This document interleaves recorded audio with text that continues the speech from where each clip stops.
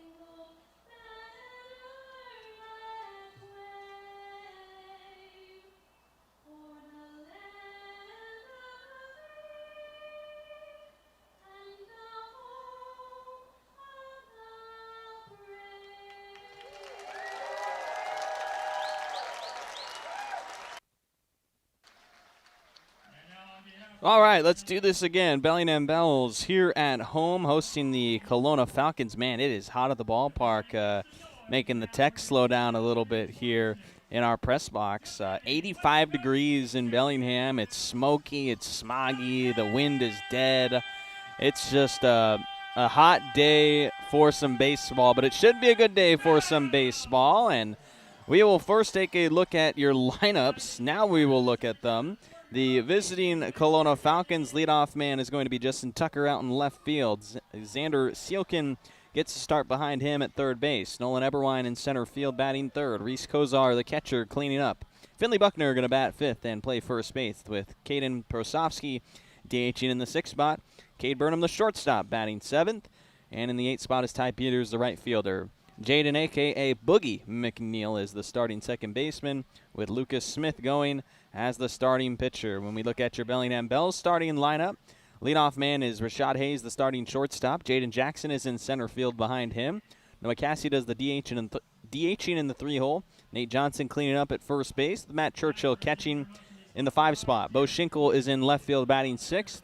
Tyler Peschke, the starting third baseman, with KJ Atori at second base, and then Dominic Keebon in right field. Lathan Haywood is the starting pitcher for your Bellingham Bells. Lathan Haywood, a returning Bellingham Bell, now coming out of Stetson University, and this will be his seventh appearance of the year for the Bells. Haywood has 5 starts under his belt with Bellingham so far. The ERA right now a solid 3.15 for the right-hander. Tossed a 2.01 ERA in 2024. Had an ERA of 6.23 last season with the Bells. Now he gets the start here in Game 2 as the Bellingham Bells look for a series win over the 24-16 Kelowna Falcons, good for third in the North Division. The Bellingham Bells taking second in the North Division following last night's 11-4 win. The Bells now 25-15 on the season. Justin Tucker's foul ball gets us underway, and it's strike one against the left fielder, who last night had some good offensive success. Picked up a pair of hits for the Falcons, the only 2 hits that Cedric Henderson, the starter, surrendered in last night's game. Tucker was an overall 2 of 4 with a double and a single, both coming in the second and fourth innings. Strike 2 called against him, and Lathan Haywood trying to put away his first batter that he faces.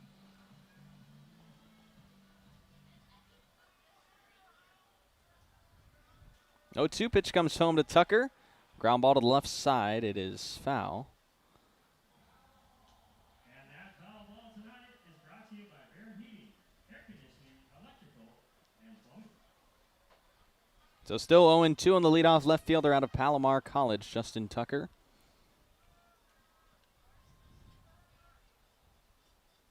Haywood set for a 0-2 delivery home.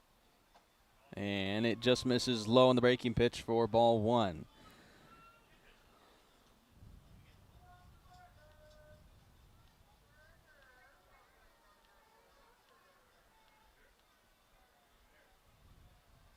Haywood trying to get the leadoff strikeout the same way Henderson did last night. Oh, instead it'll be a hit by pitch inside. Had him 1-2. And that'll be a free base runner.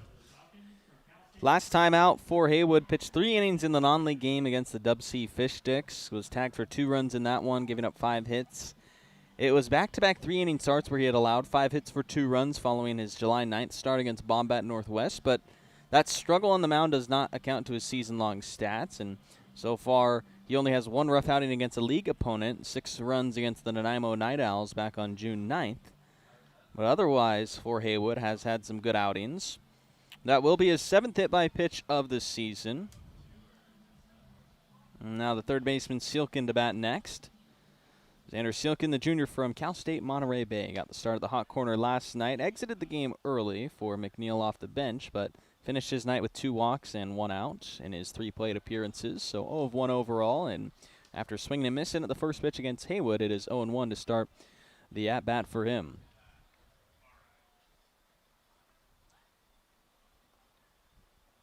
Tucker, who stole 6 bases with Palomar this year, has a leadoff of first base. Lathan Haywood, a couple of glances there before he delivers the pitch wide home to Seelkin for ball 1. In last night's game, the Falcons totaled 9 hits as a team for 4 runs. Committed 3 errors on defense to help the Bells score 11 runs off of Bellingham's 13 hits. They drew 5 walks, the Falcons did, at the plate to go along with their 9 hits, and had 1 hit by pitch to get on base against Cedric Henderson. 1 hit by pitch already to start this game. Xander Seelkin now batting in a 1-1 count following the pickoff move. Tucker still safely at first. Breaking pitch, just missed for ball 2. As I mentioned in the head of the broadcast, it is an 85-degree day here in Bellingham. Ball should carry well with the wind pretty much dead. That American flag and Canadian flag resting, a slight breeze to it in center field, but saw a lot of hits last night for the Bells offense. Tonight a good night to get some carry on it with the hot weather. Strike 2 on Seelkin is a foul ball, 2-2. Even in the pregame show, we had our stream go down for a little bit, just with the technology kind of overheating up here in the press box. Good and live, though, here on YouTube. Thanks for joining us tonight. It's always fun to have these West Coast League games on YouTube, and glad to bring it to you. I'm Zen Hill, per usual, your play-by-play man for the rest of the season. And, man, the games are winding down. Not too many home games left on the year. You have tonight and tomorrow against Kelowna, and then only 6 more games at home guaranteed for Bellingham. Close out the month of July. This is a blooping shot to shallow right field. Robinick Keebon in shallow enough to get it, though, as Seelkin will be sat down for the game's first out. Nolan Eberline, who led off for the Falcons in last night's game, is going to bat third. Yesterday, 1 of 3 with 2 RBI coming on his lone hit in the 5th inning. Also picked up 2 walks and scored once. The 2 times that he was retired, though, were on strikeouts, facing Henderson and Lawback, being sat down for 2 of the 15 strikeouts that the Bells pitching staff had in last night's game.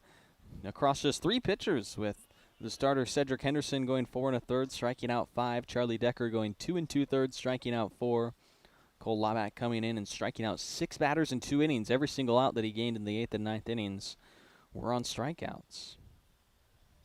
Helped the Bells take an 11-4 victory over Kelowna. Now a chance for a series win, but still early here in the game. Top of the 1st inning. Kelowna Falcons leading off with a base runner. Now 1 out for Eberwine, starting in center field after DHing yesterday.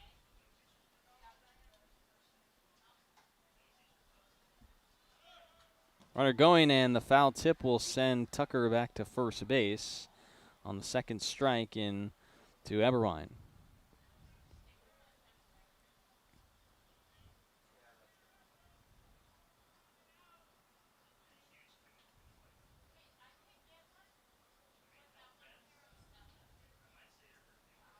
The count, ball and 2 strikes on Eberwine.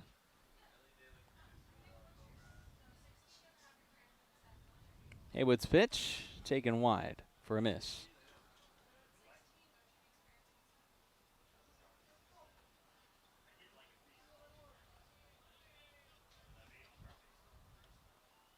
Eberwine, the freshman out of USC, batting here with 1 down for the Kelowna Falcons in Game 2 of a 3-game series at Joe Martin Field in Bellingham, Washington. Haywood's first inning, a bunt being flashed, and pulls it back. Count is 3-1. Thought there was 2 strikes on Eberwine, but I was mistaken. 3 balls and 1 strike on center fielder.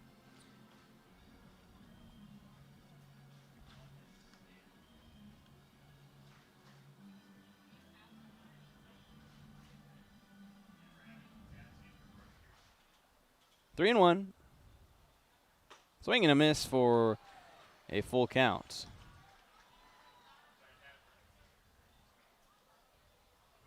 Haywood threw 20 innings with Bellingham so far in the summer, 11 walks, 16 strikeouts, and 16 hits surrendered. The whip at a 135. Action pitch coming here in the 3-2. Pickoff throw to Tucker before we see it, though. Tucker at first base after being hit by a pitch and a 1-2 count. After the flyout from Sealkin, it's now a long at-bat drawn through with Eberwine here. 3-spot hitter for the Falcons, making the starter Haywood work here in the top of the 1st. Runner going on the 3-2, bouncing ball to the right side. That'll take out the double play chance as Satori gets the force out at first. The decision for the Falcons to send the runner in motion on the 3-2 ends up to be a good one because they'll keep the 1st inning alive off just the 4-3 grounder. That's an effective out, pushing Tucker up into scoring position for Kelowna. Reese Kozar, we saw him in the outfield last night, but tonight going to be the catcher for the Falcons. The left fielder went 1 for 5 at the plate with a double, picked up 2 RBI in the game, but struck out 3 times at the plate. Now bats with 2 outs and a runner at second. Nathan Haywood's first pitch to him is swung on and missed for strike 1.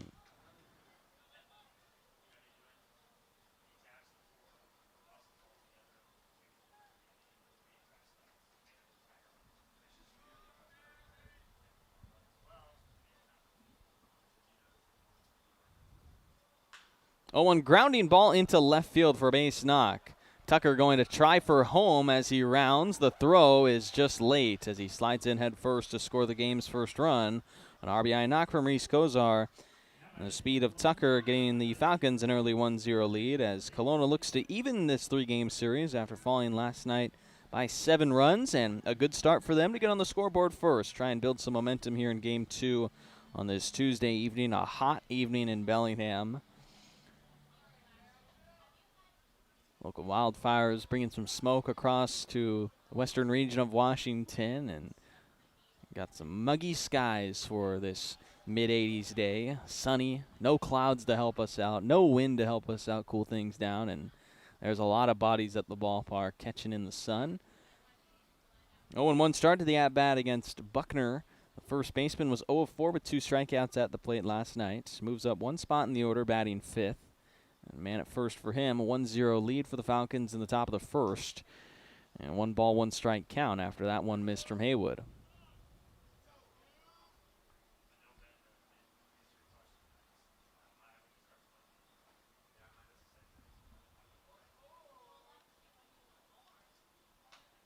1-1 foul ball from Buckner.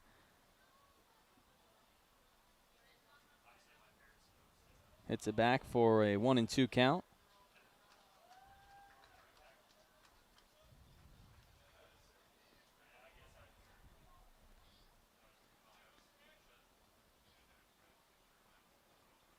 One and two as Haywood likes the sign from the catcher, Matt Churchill, trying to finish the first inning. This is a bouncing ball left side of the infield. Nate Johnson, the third baseman, will go to second, trying to get the force out, and it's off of Hattori's glove. And an error in the first will keep things moving for the Kelowna Falcons. It's an error on the second baseman, Hattori.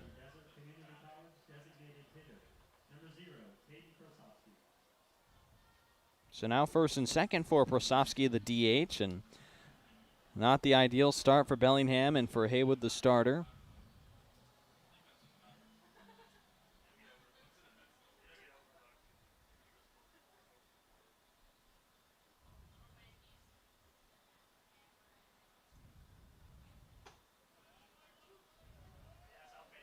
Strike one in from Lathan Haywood. Kelowna already a 1-0 lead and can add on to it after the error now with 2 runners on.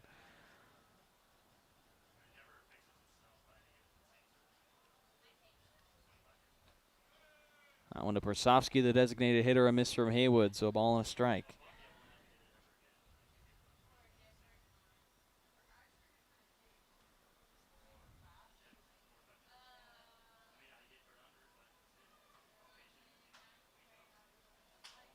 Prosofsky, that one might have broke his bat as he shot it out there. Surely sounded like that wood might have shattered, but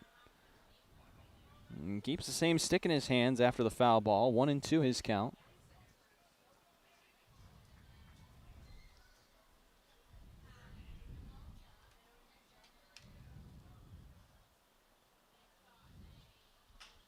He just sticks it out there once again. Stays alive in the 1-2 count. Do apologize throughout this game. Probably going to be experiencing some technical difficulties. Things really struggle in heat electronic-wise, and pregame show already got a bit ruined from the heat. Warm day in the Pacific Northwest, so if we go in and out, stick with us. We'll be here on YouTube all night for the game. Prosofsky shoots this hard out to right field, and that one is headed for the corner. Prosofsky has himself a stand-up double. The Falcons sending 2 runs home with no throw to home plate, and now it's broken open for Kelowna off of Haywood in the first inning, and could have been out of it if not for the error, but instead now 3-0 the lead for the Falcons.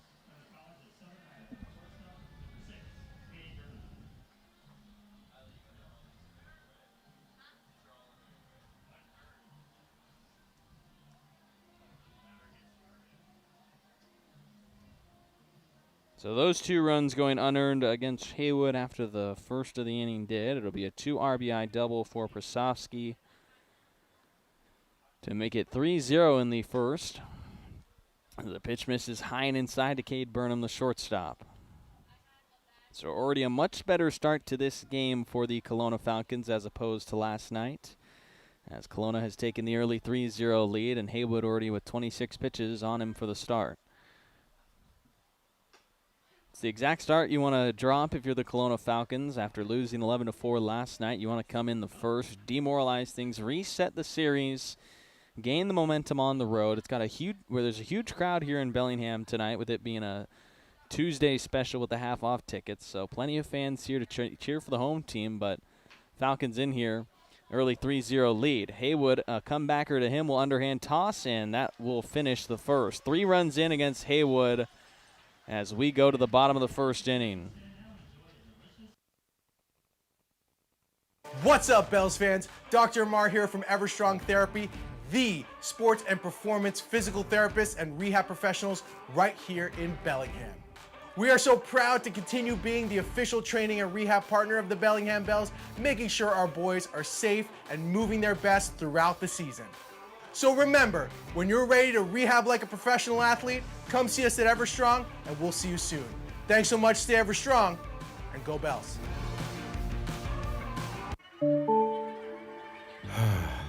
bummer. This never happens at a convenient time, does it? It's always while you're hustling to meet a deadline or trying to enjoy the game. If only there were a way to outsource this and get back to what you were doing. Well, as a matter of fact, there is. Team Technology is local and employee-owned, balancing ease of access with security and compliance for the cloud and on-premise systems of small and large businesses alike. Connect with Team Technology and see how technology is easier with a team.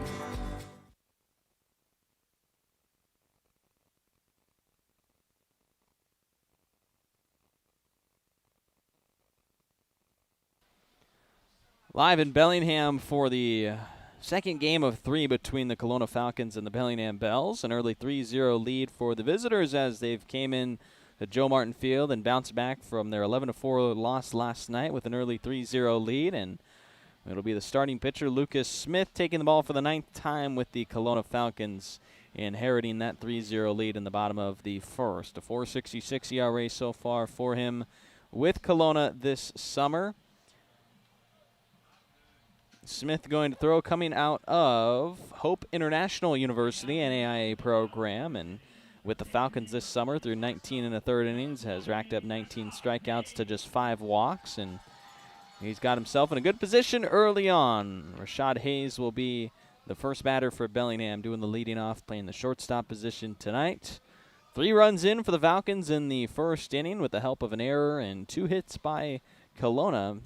And they've taken the 3-0 early lead. And in the bottom of the first, Rashad Hayes gets us started against the right-hander Smith. And he hits the first ball for a foul ball, strike 1, to get the bottom of the first inning underway here in Bellingham on a warm day in the Pacific Northwest.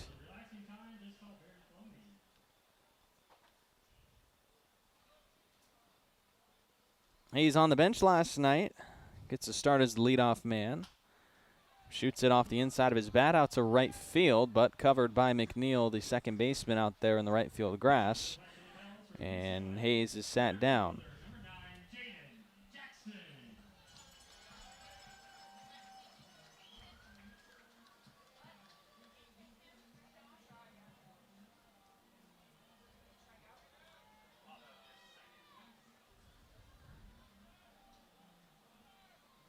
Jaden Jackson, the next to bat, getting a start in center field in tonight's game. Usually in left field for Bellingham, but he'll start in center. Left last night's game midway through it after getting 3 at-bats. He drew 2 walks, scored a run, and had a steal. Was 0 of 1 overall, but he now bats here in the bottom of the first with 1 out and a 1-0 count. That inside 88-mile-an-hour fastball from the right-hander Smith is no good for ball 2.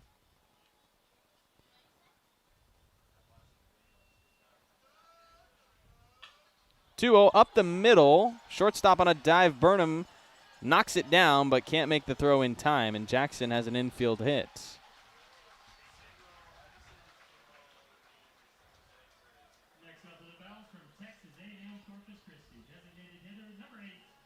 So the infield hit for Jaden Jackson is Bellingham's first, and it comes with 1 out. Similar way to what the Falcons put up 3 runs in the first inning. Bellingham will be looking to do the same. The Falcons came through with a 2-out RBI knock from Kozar to get the game's first run, and then capitalized on an error later in the top of the inning to score their next 2. Now it'll be Noah Cassie, the DH, batting. 1 out and a man at first. Outside fastball given to the pitcher, 88 miles an hour, wide from Smith. Called on the outside for strike 1 against the designated hitter out of Texas A&M Corpus Christi, Noah Cassie.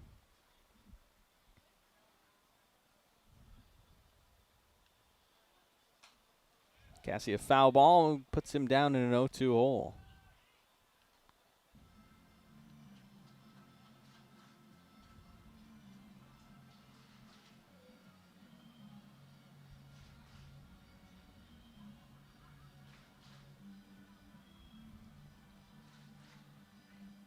Smith set for an 0-2, looking for his second out in the bottom of the first. He'll pick off to first, where Jackson dives in head first safely to remain at first base following his infield single. First base coach Riley Parker will tell Jackson something here from a note that he picked up from the pickoff move from Smith.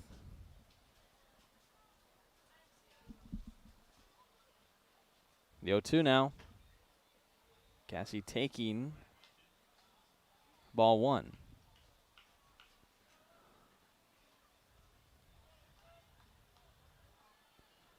Noah Cassie in a 1-2 count, 1 out, the DH today. Yesterday, in the win for Bellingham, Cassie went without a hit, 0 of 4, but drew a walk and scored a run.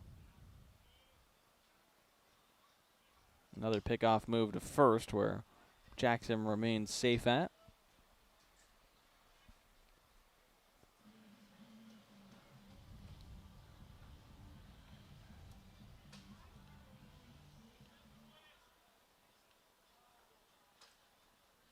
One, two. Up and inside to Cassie for the second ball.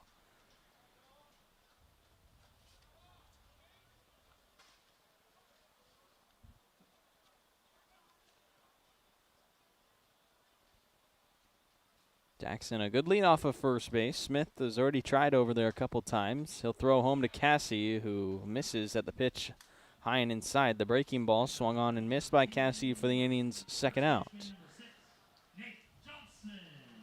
And now Nate Johnson will bat for Bellingham. First baseman in this game. Comes up with 2 outs and the runner Jackson at first. Kelowna 3 runs in the first inning to take the early lead. Now Lucas Smith, the starting pitcher, trying to keep that momentum headed into the second inning with the 3-0 lead. Runner going on the first pitch. The throw down to second base is up the line, and tag is late as Jackson steals second.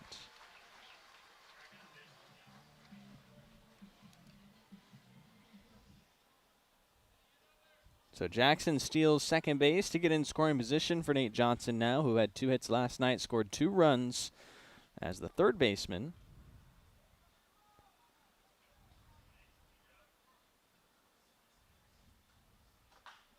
Ground ball to the right side is foul from Johnson in an 0-2 hole. Batting with 2 outs.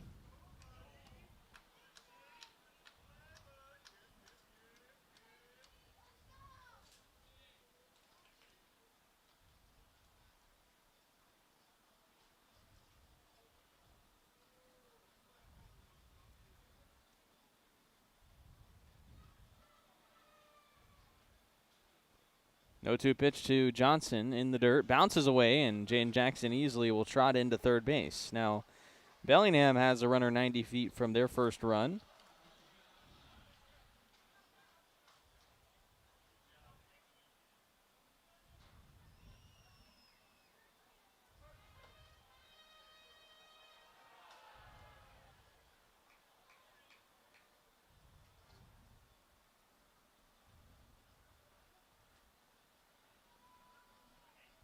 One, two.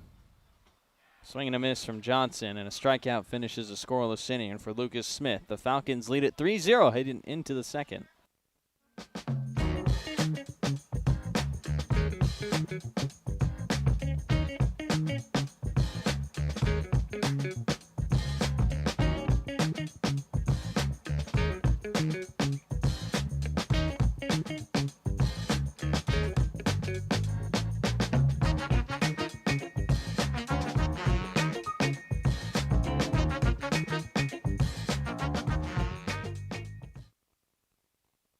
Washington homeowners are saving thousands of dollars on their energy bill by upgrading their home.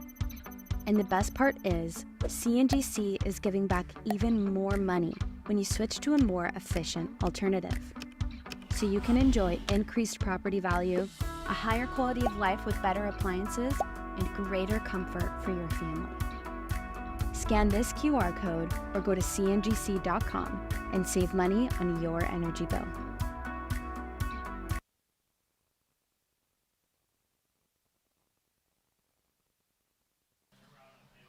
Into the second inning as Kelowna holds the 3-0 lead over the Bellingham Bells in this second game of 3 between these North Division squads. 3 runs in the first for the visitors as they scored 2 of those unearned.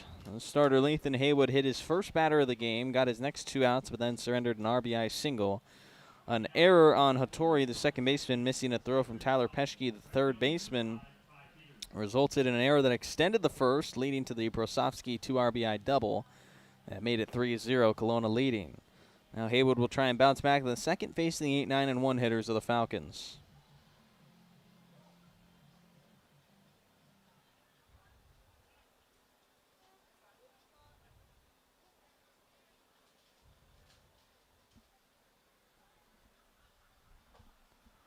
First pitch to the lefty batting Ty Peters, who we see for the first time in this series. Peters, a sophomore from Cypress College, getting the start today for the Kelowna Falcons in right field. Last night's right field starter was Caden Brasovsky, who's doing the DHing. Ground ball to Hattori. The second baseman has a clean play for the first out in the second. We'll see Boogie McNeil next up. He came off the bench for Xander Sealkin at third base last night. Played second base, though, shifting Ashton Graff Rowe over to the hot corner in last night's game. McNeil in his 2 at-bats did have 1 hit and 1 strikeout. His lone hit was a double. Now bats with 1 out as Lathan Haywood comes home with 1 out. This one chopped on the ground. Peschke patiently there at third base to make the play. And 2 quick outs for Haywood, who's trying to get back on track. 26 pitches in the first inning for Haywood, and now he's got 2 for 2 outs.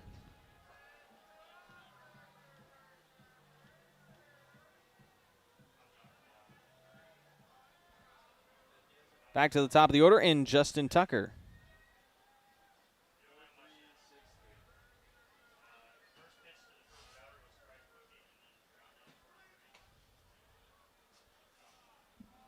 Haywood doesn't get the call on the low fastball. Just 3 pitches delivered. That right there is 4th in the inning for Haywood.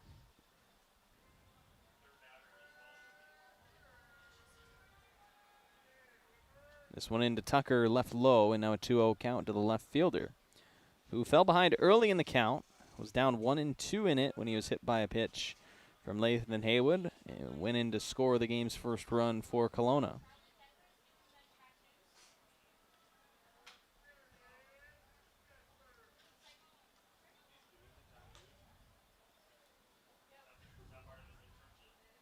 Foul ball from Tucker makes it 2-1.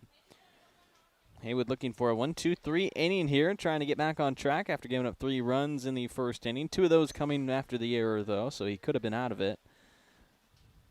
Still trailing on the scoreboard all the same, though.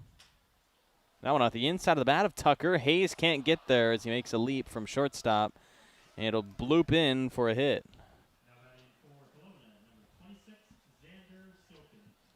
It's the kind of start, especially with that hit, where it could just really demoralize you as a starting pitcher out there. You get 1 and 2 on your leadoff man in the inning, then hit him. And then you think, okay, I got my next 2 outs. Let's strand this guy. Boom. RBI single against him. Okay, that's only 1 run. All right, let me get this ground ball, get us out of the inning. I got play at 2-1. Haywood did just that, but the error kept it going. Now you got to take a deep breath. Gets tagged for a 2 RBI double in the first, and here in the second inning, having his first 2 outs, thinking, hey, I'm going to cruise through this. Gets the weak contact from Tucker, and it just bloops in against him. It's an unlucky start so far for the right-hander. Still has a chance to get himself out of the second without any runs of damage, though, with 2 outs and a man at first. That bouncing ball is foul for strike 2 against Sealkin. The third baseman flew out to right field in his first at-bat.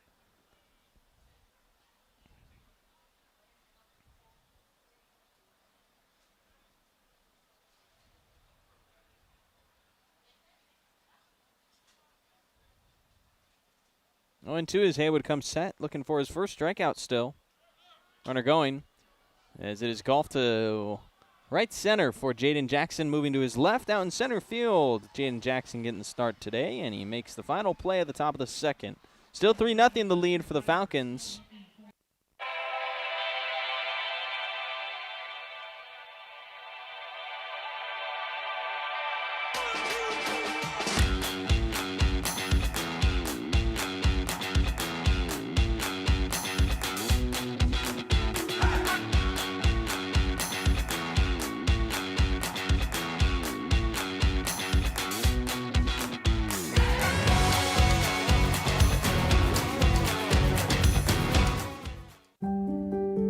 Have you had a fall, sprain, or break? Skip the emergency room and go straight to the experts, Proliance Pacific Rim orthopedic surgeons. With walk-in, same-day orthopedic care, you won't have to wait for the treatment you need. And to better serve our community, we've extended our walk-in clinic hours, 1 to 8 p.m. Monday through Friday and 9 a.m. to 5 p.m. on Saturdays. Proliance Pacific Rim orthopedic surgeons. Choose cooperative. Choose community. Bank with local industrial credit union. Proud Sunday savings sponsor of the Bellingham Bells. If you live, work, or attend school in Washington, you can join a credit union that puts people first. Local decisions, personalized service, and a real commitment to our community. Learn more at industrialcu.com. Federally insured by the NCUA. Live from Joe Martin Field here on this hot Tuesday evening in Bellingham. It's a 3-0 lead for the Kelowna Falcons over your Bells. Bells 2 strikeouts against the starter Lucas Smith in the first to strand their one base runner. So it'll be 5, 6, and 7 hitters coming up for Bellingham in the bottom of 2.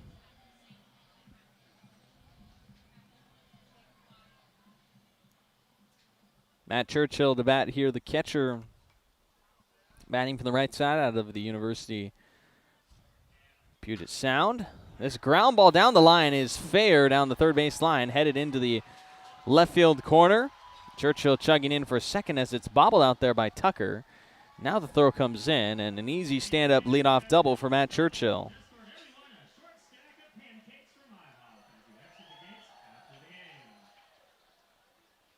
So Churchill gets the double, and that's a good start for Bellingham to try and chip away at some runs. Churchill had a double for his one hit yesterday that helped drive in a run. Also scored last night when he reached on the double. So Bo Schinkel behind him will try and get Bellingham on the scoreboard. Man in scoring position against the starter Lucas Smith.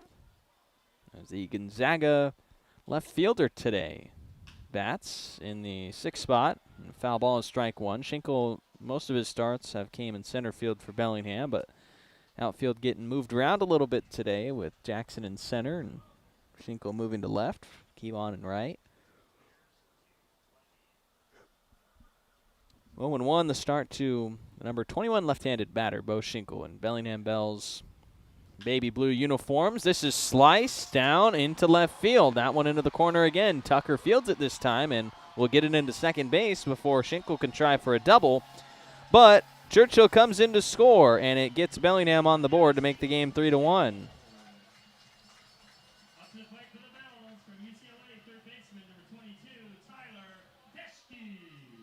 Tyler Peschke had himself a big night last night. He steps up here in the bottom of the second as the tying run in a 3-1 ball game. Peschke last night 3 hits and 5 at-bats, scored 3 times and drove in 4 runs. Last night, the Terry Stash State Farm Player of the Game, taking that home after his big performance.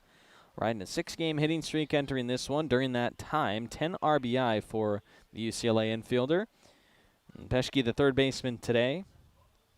A pair of hits to start the second against Lucas Smith.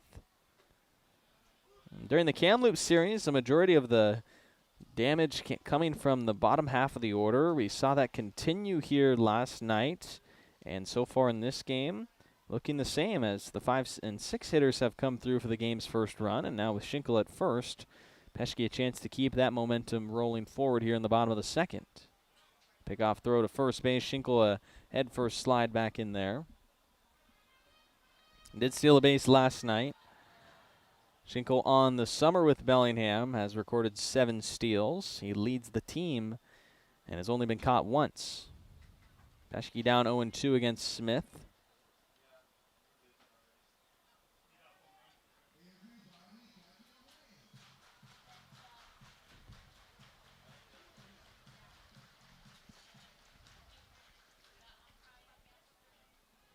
Smith set for an 0-2. Still looking for his first out in the bottom of the second. Goes upstairs and shoots it out into left field. 3 straight hits to begin the bottom of the second for Bellingham as Peschke continues his tear with a single here in the second. First and second for the 8-spot hitter KG Hattori. Second baseman trying to make up for his error in the first inning that helped the Falcons extend that first inning and leading to their next 2 runs. The batter right after his error couldn't catch a ground ball that was thrown to him from Tyler Peschke. Now Hattori will bat with men at first and second. Go-ahead run is Hattori. Cal Poly incoming freshman. Bats from the left side and shows bunt. Lays it down back to the pitcher. Smith will field. Throw to first, and that is a Quality sacrifice bunt from Atori. Next up for the Bells from the University of Washington, right fielder number 1, Dominic Keebon. And now Dominic Keebon will bat with 2 runners into scoring position. Bells playing a little bit small here early in the game, trying to get those runs back. They're chasing 2, and they've got both those runners in scoring position for Dominic Keebon. Jammed on the first pitch inside, strike 1, a foul ball back from Keebon.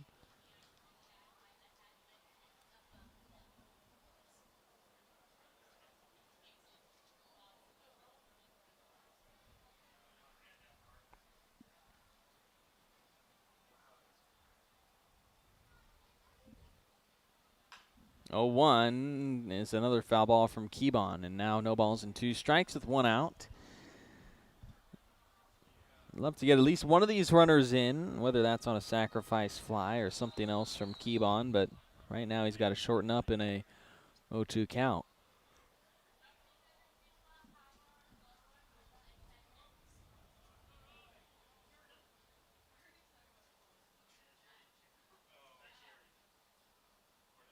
Oh, 2.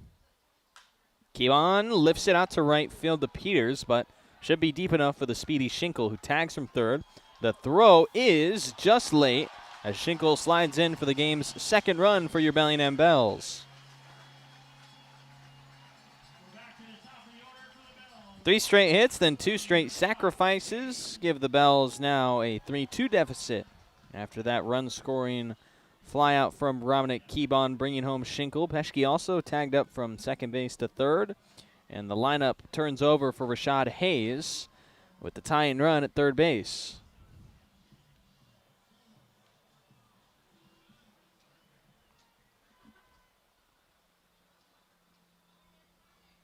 Three and 2 the score, as the first one is strike 1 on a fastball into Rashad Hayes. The Stanford shortstop batting here for the Bells with 2 down.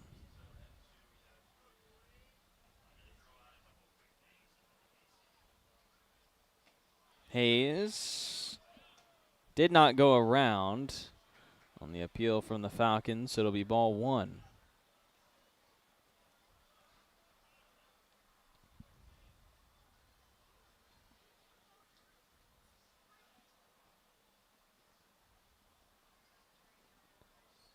Hayes at a shallow pop-up to the second baseman, McNeil.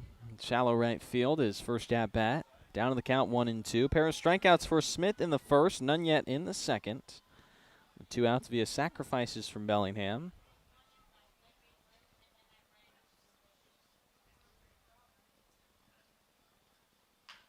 Bouncing ball to the third baseman, Sealkin. A charge and lofting throw across, gets out Hayes, and keeps Kelowna with the lead, but after 2, it's now 3-2 Bellingham behind. Need a break from everything? Escape to a place where anything is possible and the fun never stops. At Silver Reef Casino Resort, you'll discover world-class dining, championship caliber golf, a full sports book and bar, over 1,000 top-rated slots and table games, and so much more. Come join the fun and see why we've been consistently rated one of the region's top destinations. Visit silverreefcasino.com to book your stay and discover all the exciting events and promotions we have in store for you. Silver Reef Casino Resort, located off I-5, exit 260. At Judd & Black, great value comes with expert assistance. We're your hometown appliance store, where you can expect top-notch service and a wide selection of quality brands. When you walk into a Judd & Black showroom, you can expect to see a very friendly face that's ready to help and figure out what you need. Enjoy a shopping experience big box stores can't offer. Talk to an appliance expert at your hometown appliance store for over 85 years. Judd & Black. Puget Sound Energy is thrilled to team up with the Bellingham Bells for Community Wednesdays this season. Every Wednesday home game at Joe Martin Field, PSC and the Bells will celebrate a featured Whatcom County nonprofit with a $2,000 donation. Come out to the ballpark to cheer on the Bells while supporting these amazing organizations that make our community stronger. Together, we're building a better Whatcom County. See you at the field. Go Bells. Third inning of Bellingham Bells baseball here on a Tuesday night in the Ham. 3-2 the lead for the Kelowna Falcons. Bellingham getting 2 runs back in the second As Lathan Haywood goes for his third inning in the start. 32 pitches to the right-hander so far out of Stetson University. Eberwine will lead off for the Falcons as the 3, 4, and 5 hitters come up for the visiting team in the third. Falcons last night 11-4 loss so far in the driver's seat of a 3-2 lead, but that lead cut down in the previous half inning. Now it's the Falcons' job to respond. Haywood trying to get his bats back out there after they got him 2 runs back, and the first pitch into the lefty batting center fielder Eberwine is ball 1. This one flown to left field, slicing into foul territory. Bo Schinkel, though, stops right a foot on the fair territory from the left field line to make the catch. Just off the left side of your screen, Schinkel putting away the first out in the third on a fly ball to left field. Now Reese Kozar, the catcher, going to bat next. He came up with the RBI single in the first that scored Kelowna's first run, shooting home Tucker. One of the 3 hits that Kelowna has in the game. Now the Niagara University catcher batting for the Falcons. First pitch swinging in, sends it up the middle for his second hit of the game. That one a ground ball into center field. And he has a 1-out knock to get himself on first base for the first baseman, Finley Buckner. The Pepperdine first baseman reached on the error in the first inning that extended that frame, setting up Prosofsky's 2 RBI double. He's on deck, but Buckner right now at the plate with 1 out. Kozar did steal 7 bags with Niagara University. Saw him play in the outfield, so we know he has the athleticism there at first base. Not the typical slugging and chugging catcher.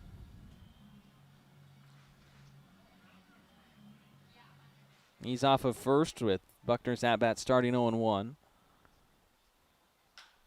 Buckner, a big swing out to left field, and that one is going to get over the wall. Man, it just snuck out of here, I think. The home plate umpire is signaling that it's a home run. Buckner didn't even know it. He stopped at second base, but he's going to touch them all on a 2-run homer in the third inning for the Kelowna Falcons to make it 5-2 as Buckner leaves the yard 340 feet.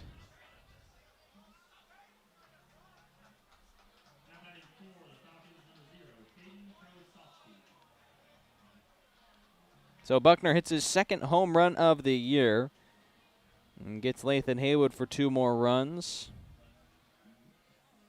And the perfect answer by the Falcons following a 2-run inning by Bellingham.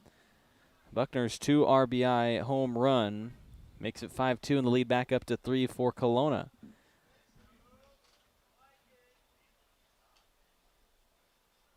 That one coming off 98 miles an hour off the bat of Buckner, left at a 23-degree launch angle for that 340 distance that just snuck over. Couldn't tell if it was going to hit off the top of the wall or get out, and in the left field corner it was fair and gone. So 2 runs in for Kelowna. The lead is 5-2 for the DH Prosofsky. Prosofsky sees his first strike, so 2-1 on the designated hitter.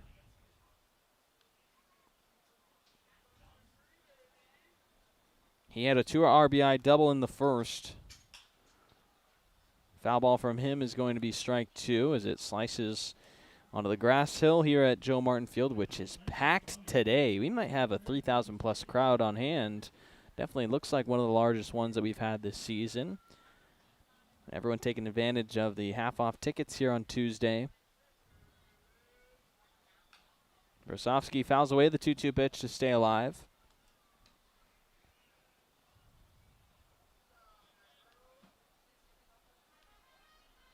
Haywood now tagged for 5 runs, 4 of them earned. Or, excuse me, 3 of them earned. And that foul tip is just out of the glove of Churchill.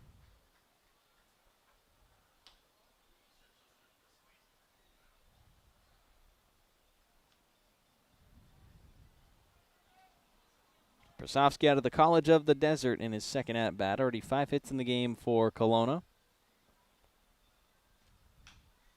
Just sticking his bat out there and staying alive. He's on top of it once again. Stays in a 2-2 count, though.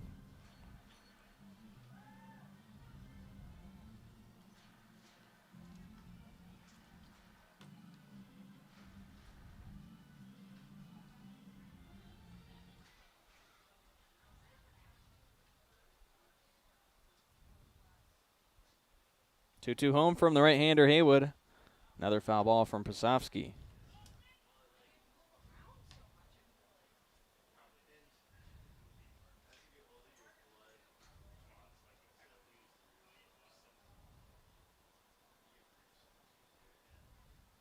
Looking to put away Brosowski in a 2-2 count. This one on the ground, right side. Hattori, the shortstop, to his right. Running throw across his body is good for the second out in the frame. 2 down for Cade Burnham.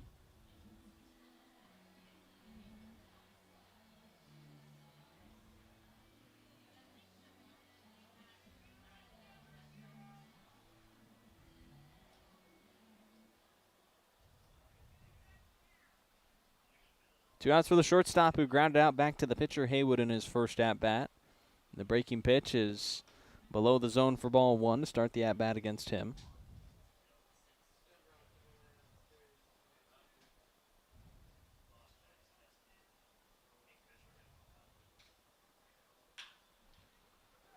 Ground ball to the third baseman, Peschke. That's how the third will finish. 2-run homer from Buckner to make it 5-2.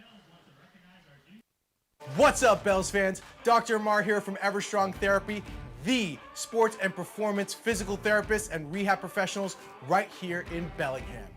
We are so proud to continue being the official training and rehab partner of the Bellingham Bells, making sure our boys are safe and moving their best throughout the season. So remember, when you're ready to rehab like a professional athlete, come see us at Everstrong, and we'll see you soon. Thanks so much, stay Everstrong, and go Bells.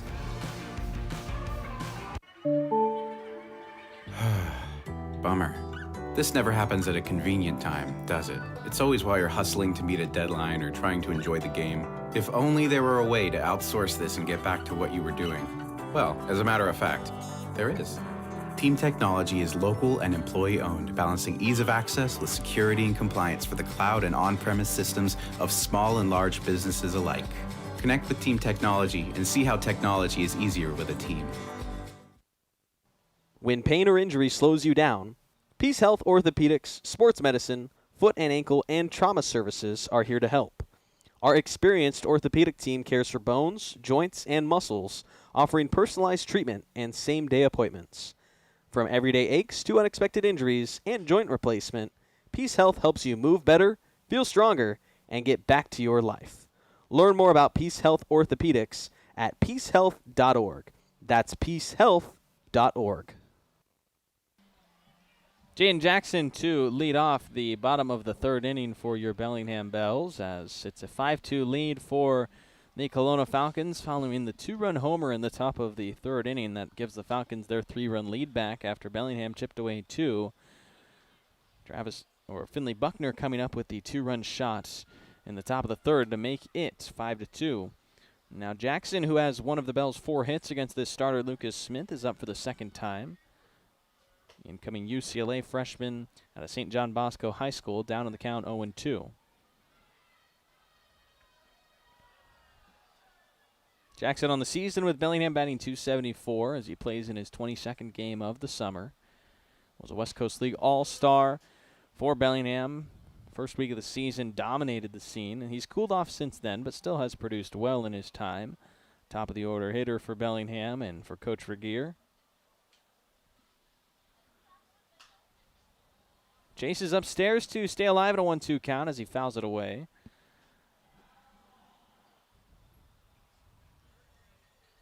Smith with 2 strikeouts through 2 innings, both in the first inning. In the second, where Bellingham scored 2 runs, he surrendered 3 straight hits to begin the inning. A pair of sacrifices got Bellingham 2 runs home after Schinkel had delivered an RBI knock to score Churchill following a double. Jackson swings through his third strike. That was actually foul-tipped into the glove, but either way, it's strikeout number 3 for Smith, the starting right-hander, and that's how the third inning begins.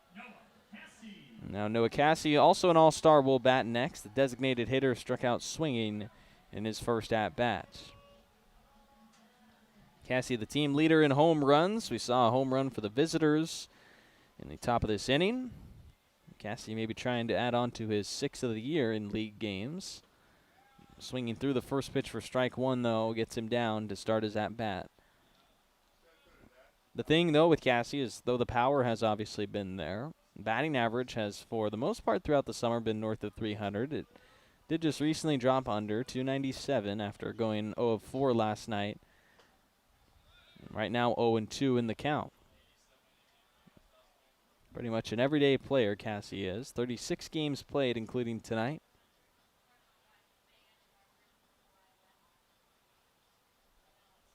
.40 total games for Bellingham on the summer. That breaking pitch to Cassie is missed for the first ball. No chase.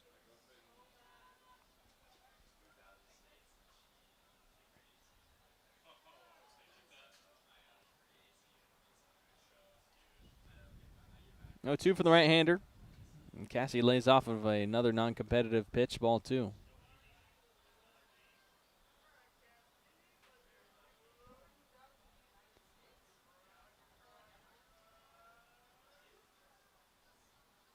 Smith's 2-2 home to Cassie.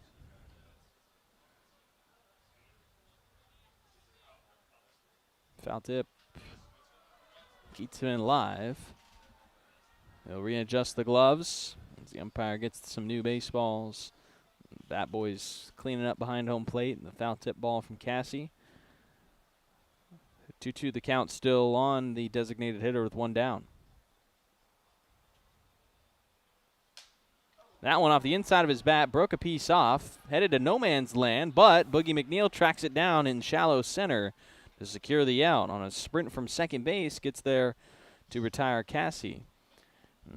The catcher, Kozar, will hand the bat kid a piece of spare wood after Cassie broke his bat.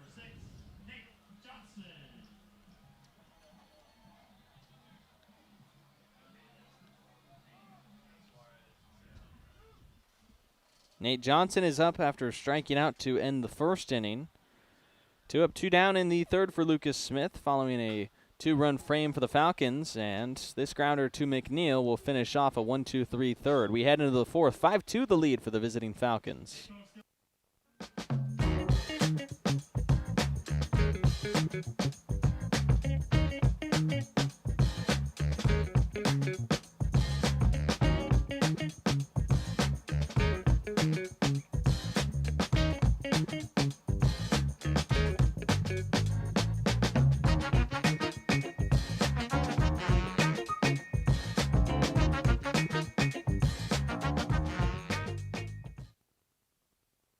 Washington homeowners are saving thousands of dollars on their energy bill by upgrading their home.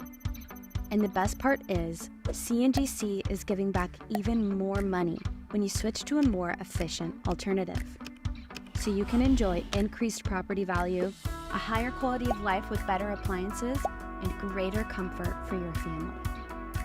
Scan this QR code or go to cngc.com and save money on your energy bill.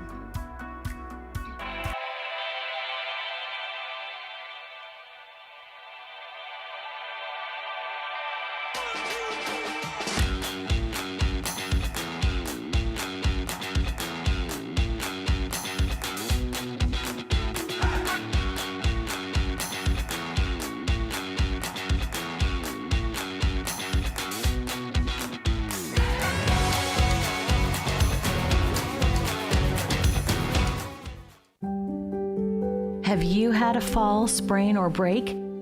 Skip the emergency room and go straight to the experts, Proliance Pacific Rim orthopedic surgeons. With walk-in, same-day orthopedic care, you won't have to wait for the treatment you need. And to better serve our community, we've extended our walk-in clinic hours, 1 to 8 p.m. Monday through Friday and 9 a.m. to 5 p.m. on Saturdays. Proliance Pacific Rim orthopedic surgeons. In a new inning, it'll be a new pitcher for Bellingham. Kenneth Johnson taking over for the starter, Lathan Haywood, finishing 3 innings, allowing 5 hits, no walks, 1 hit by pitch for 5 runs, 3 of those earned. Gave up the 2-run homer in the third. Did not have a strikeout, and will pass the ball to Kenneth Johnson, who has tossed 15 innings with Bellingham so far in the summer. This will be his 9th appearance of the year. Johnson, a 1-1 record for Bellingham, as he comes home to Ty Peters for ball 1. 8, 9, and 1 hitters coming up for the Falcons. This order was scoreless in the second inning against Haywood. So far it's been the first and third where Kelowna has scored their 5 runs. 3 in the first, 2 of those coming unearned following an error had extended that frame, and then the 2-run homer in the third, making it 5-2. Kelowna leading in Game 2 of the series. The last time we saw Kenneth Johnson was in a non-league matchup against the Cascade Collegiate League, tossing a frame of scoreless ball there, didn't allow a hit and had 1 strikeout. He also appeared in 2 innings against the Everett Merchants, pitching those 2 frames scoreless with only 1 hit allowed while striking out 3 Merchants. The last league appearance for him against the Nanaimo Night Owls on July 3rd, inning and a third where he was tagged for 3 runs on 2 hits with only 1 run coming earned against him. On the summer, a 7.80 ERA for this right-hander out of Ottawa University. 15 total innings and a 3-1 count here against Peters will turn into a walk. That one just missed. Peterson on base for the first time in this game after grounding out.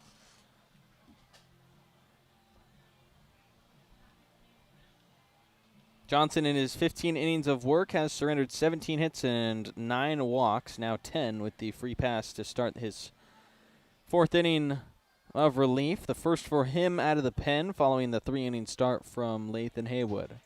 A pickoff throw to first base keeps Peters safe at first. 12 strikeouts for Johnson in his 15 frames so far. Bottom of the order hitter McNeil with a couple good defensive plays in the bottom of the third. Now batting with a man at first. And getting strike 1 against him is Kenneth Johnson.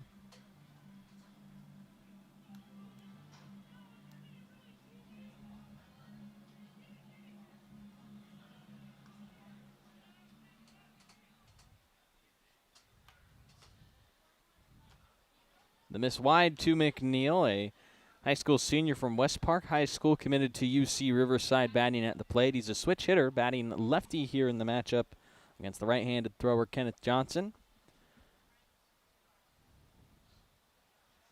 Another pickoff throw to first base. This one skips past Nate Johnson, and Kenneth Johnson will have the error. Heading into third is going to be Peters, so he takes 2 bags on the E1, and Bellingham had an error in the first inning that costed them 2 runs, and this one looking like it might cost them a run here in the 4th inning. The second error of the game goes on the pitcher Johnson with a low throw to Nate Johnson, the first baseman. Peters takes 180 feet to stand now at third for the bottom of the order hitter Jaden Boogie McNeil.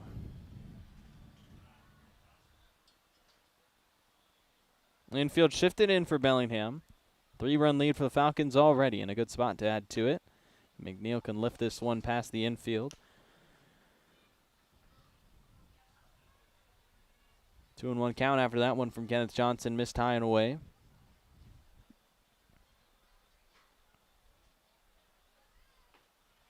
Breaking pitch called for strike 2.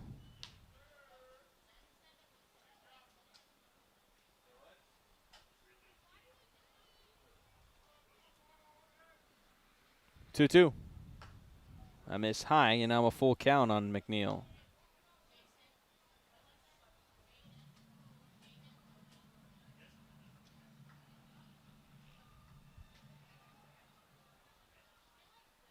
Full count pitch from Kenneth Johnson is hit foul to the Bells dugout, first base side of the infield. It remains 3-2 with no outs for the Kelowna Falcons in the top of the 4th. In the first inning out of the bullpen for Kenneth Johnson. Not a strong start so far. The walk in the air has a runner at third. Breaking pitch, shot out to deep center field. Jackson running back into the shadows, can't make the catch as it bounces over his head and up against the wall. McNeil will be standing up at second base with an RBI double. Second double of the series for McNeil in just 4 at-bats. The double last night for him, his first hit off the bench, and here in the start, driving in a run to add to the Kelowna lead. It's now 6-2. Peters scores.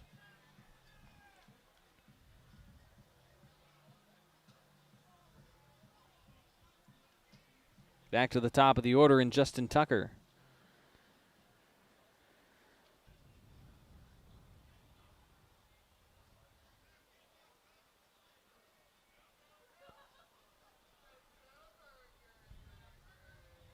Four-run lead now for the Falcons. Kenneth Johnson misses low on his first pitch to the leadoff batter.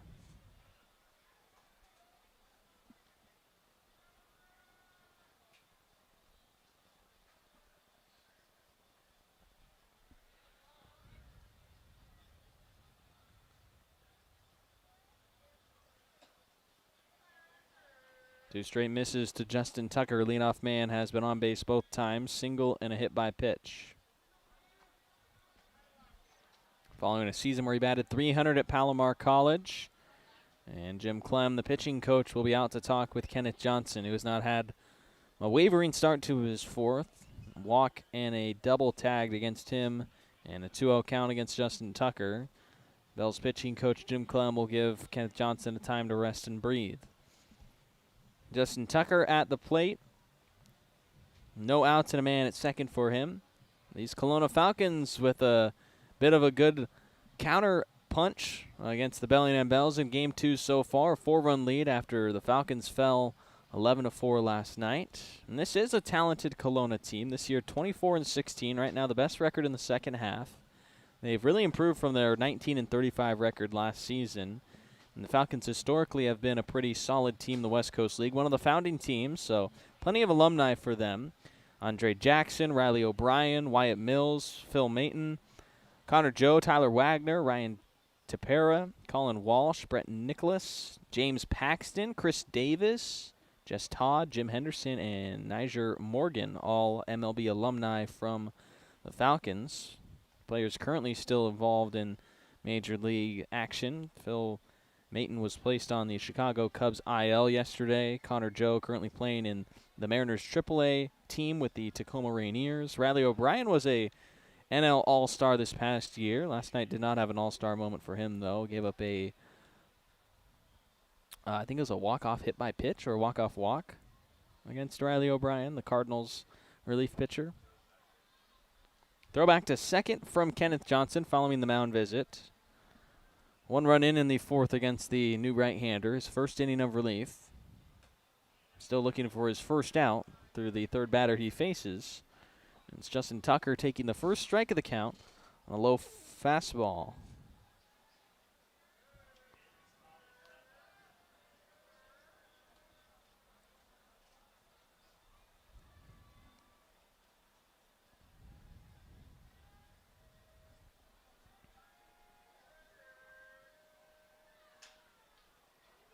Ground ball to the shortstop, Hayes. He'll look back the runner to second base. Johnson on a rip throw after getting the out, trying to catch McNeil off of second base. 6-3 ground out on Tucker is the first out in the 4th.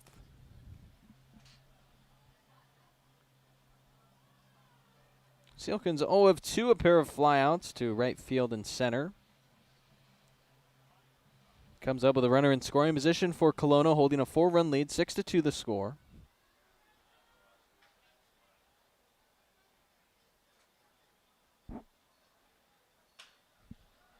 Golfs it once again into the outfield. Robin Keebon for the second time to retire him.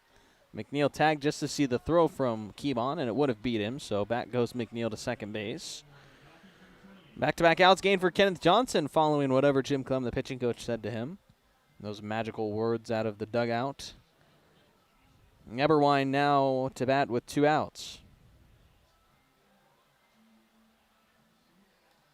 He's 0 of 2 in the game. Ground out to second, fly out to left. The lefty batting center fielder. That runner still at second base in scoring position following Boogie McNeil's RBI double to get him there. First pitch, a miss just outside from Johnson for ball 1. Eberwine initially out of Bishop Gorman High School in Nevada before attending USC for his freshman year this past season. Won the state championship as a sophomore with Bishop Gorman, and he was the top-ranked third baseman in all of Nevada for his 2025 class. Overall was rated as the number 10 player in the state by Perfect Game. Didn't factor into the USC Trojan season this past year. Center fielder with the Falcons ahead in a 2-0 count against Kenneth Johnson in the top of the 4th. Strike 1 on a foul ball from Eberwine. With 2 outs, he's batting. 1 run in the frame for the Falcons. They've now scored 3 in the first, 2 in the 3rd, and 1 in the 4th to lead it 6-2 over your Bells in the top of the 4th inning. And this Tuesday night in the West Coast League, the second of 3 games between the Bells and Falcons. Tomorrow's game at 6:35 following last night's 11-4 win for the Bells. 3-1 after a miss from Johnson.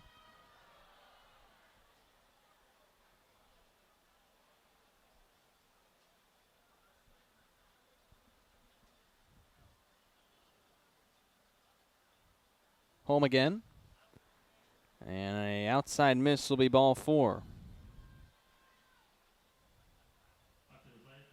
Eberwine takes the 2-out walk, and there'll be runners at first and second base for the Falcons. 2 walks and a hit against Johnson in the inning to have 1 run in and 2 base runners on for Reese Kozar. So far is 2 of 2 already with 2 runs scored in the game. 1 RBI driven in for him. Looks to continue his hot start to this ball game. Potential another run-scoring knock. On the first pitch, he's flown up to shallow left. Hayes, the shortstop, will be called off by Bo Schinkel, the left fielder. Makes the catch, and that puts away the top of the 4th inning. 6-2 the lead for the Falcons after they add on another one. Need a break from everything? Escape to a place where anything is possible and the fun never stops. At Silver Reef Casino Resort, you'll discover world-class dining, championship caliber golf, a full sports book and bar, over 1,000 top-rated slots and table games, and so much more. Come join the fun and see why we've been consistently rated one of the region's top destinations. Visit silverreefcasino.com to book your stay and discover all the exciting events and promotions we have in store for you. Silver Reef Casino Resort, located off I-5, exit 260. At Judd & Black, great value comes with expert assistance. We're your hometown appliance store where you can expect top-notch service and a wide selection of quality brands. When you walk into a Judd & Black showroom, you can expect to see a very friendly face that's ready to help and figure out what you need. Enjoy a shopping experience big box stores can't offer. Talk to an appliance expert at your hometown appliance store for over 85 years. Judd & Black. Puget Sound Energy is thrilled to team up with the Bellingham Bells for Community Wednesdays this season. Every Wednesday home game at Joe Martin Field, PSC and the Bells will celebrate a featured Whatcom County nonprofit with a $2,000 donation. Come out to the ballpark to cheer on the Bells while supporting these amazing organizations that make our community stronger. Together, we're building a better Whatcom County. See you at the field. Go Bells. Bottom of the 4th inning in Bellingham, live from Joe Martin Field here at the Weeku Diamond. It's a 6-2 lead for the Kelowna Falcons over your Bellingham Bells. I'm Zen Hill. Thanks for tuning in again on the Bells YouTube channel here. All summer long we've been rolling through. Well, not all summer. I think the first series we were not on YouTube yet, but we've got it now. And only a few more games left on the season. This is, after tonight, it's going to be 7 games left on the year. Bells, of course, pushing for a postseason spot, and we surely hope that they get there.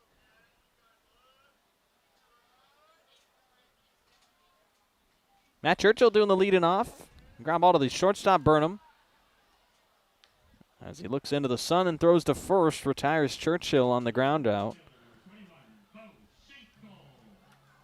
Bo Schinkel will bat next with 1 out.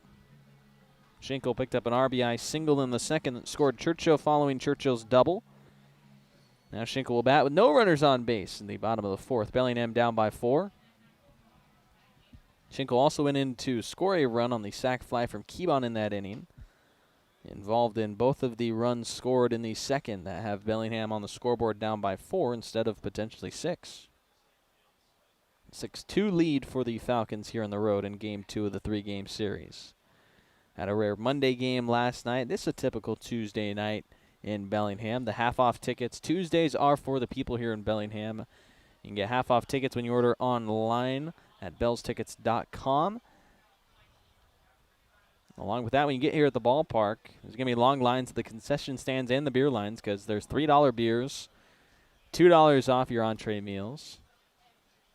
Only one more Tuesday for the people left on the schedule, August 4th.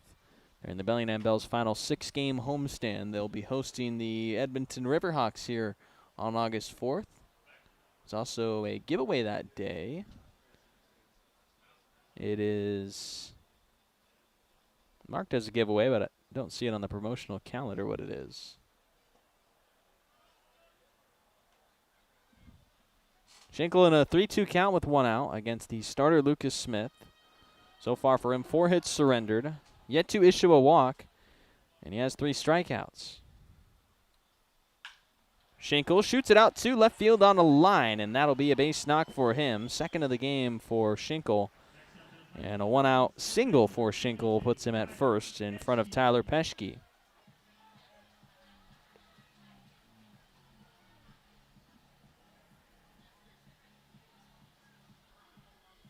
The third baseman, Peschke, batting after his single in the second, helped score the sacrifice run that Schenkel scored on.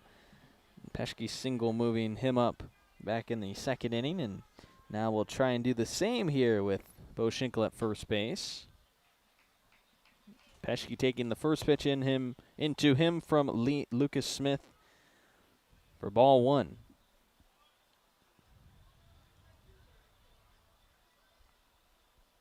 Almost called Lucas Smith Lee Smith. I am not talking about the former Major League player for the Cubs, the Hall of Famer Lee Smith. He's a right-handed pitcher, though. Last name Smith. That's about the only comparison you can have and draw a line between these guys, although Lucas Smith may be dreaming one day that he could be the next Lee Smith. After a pickoff throw, it's a miss to Peschke, so now 2-0 on the third baseman. Smith out of Hope International University, the NAIA school.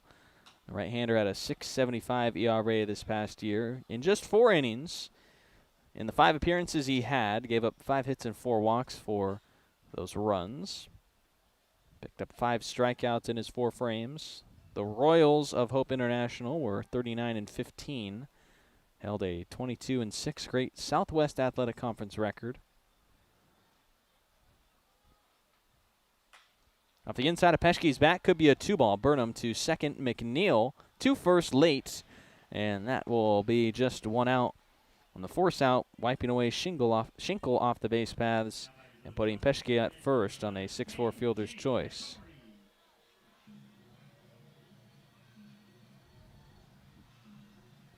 Geiji Hattori laid down a sacrifice bunt in the second frame, manufacturing that first run of the game, or second run of the game, after bumping up the base runners into scoring position that allowed Keebon to knock home the second run in the inning on a sac fly. Now he'll bat with 2 outs with the runner at first.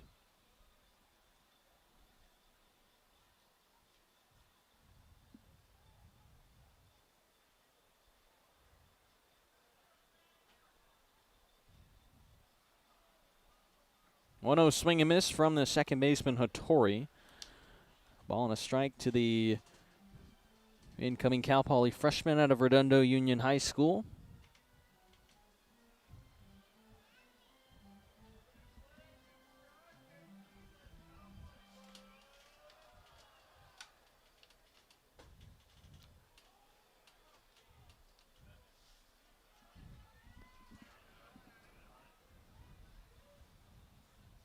High miss from Smith to make it 2-1 now on Hattori.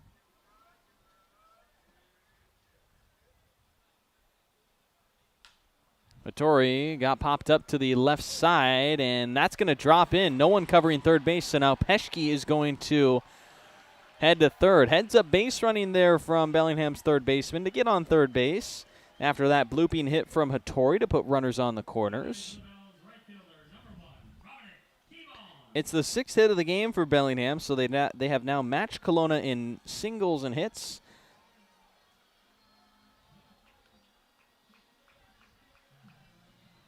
The deficit still 4, though, for Ramonic Keebon.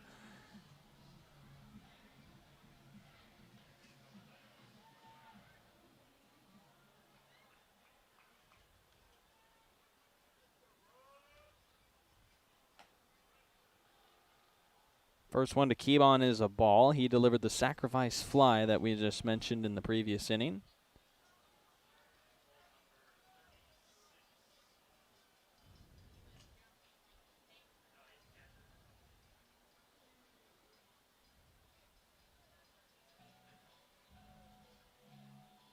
A brief mound visit for the Falcons here in the bottom of the 4th inning with 2 outs.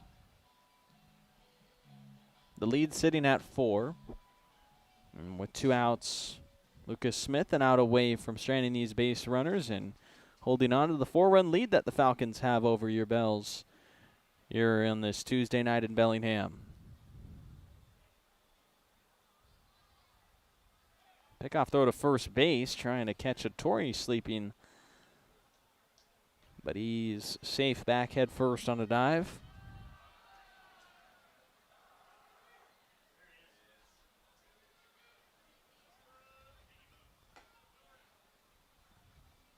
Two straight misses to Keybon. Smith still without a walk issued in the start so far, but the 6 hits the traffic for him. Having runners at first and third in the bottom of the 4th. 2 hits in the inning for Bellingham. Keybon's foul ball will be his first strike of the at-bat.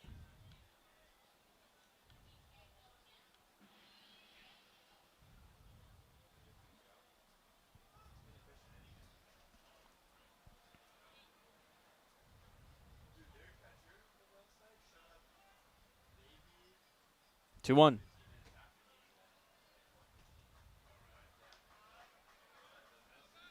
Miss high to Keybon, so now 3 balls and a strike. A walk would load the bases for the top of the order, Rashad Hayes, who would represent the tying run. Smith trying to avoid that with a strike here in the 3-1 count, but he can't do it. Keybon takes the inside pitch, and it's the first walk issued from Kelowna's starting right-handed pitcher. Falcons do have motion in their bullpen.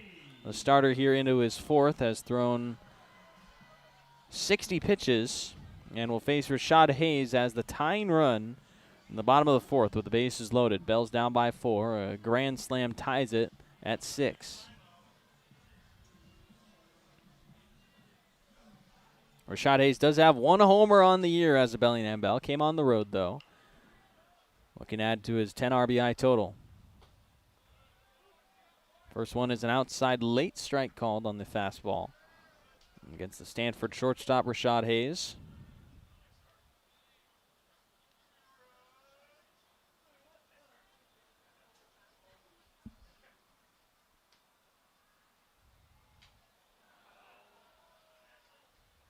Miss up and in at the hands on Rashad Hayes, so now no balls and 2 strikes.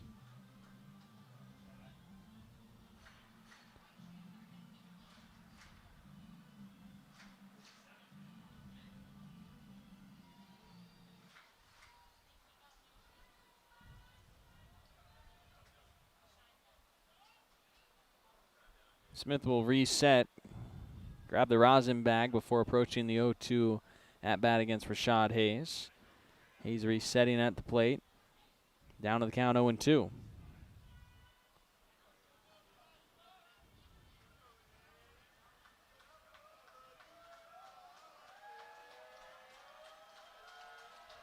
Smith trying to get through this 4th, scoreless.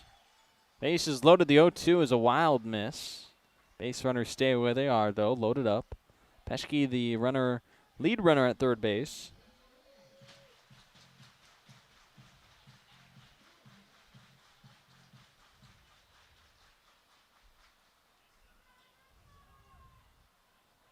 Ball and 2 strikes on Hayes, who's 0 of 2 in the game so far. His 3rd at-bat with 2 outs will be a foul ball, and Lucas Smith is going to be called for a balk, and it's going to burn him a run. So Peschke is in to score off the balk. It isn't a pitch. Something you don't see all too often, but we'll see it here on the balk, putting a run in to score. As Peschke touches home, Smith did not come set.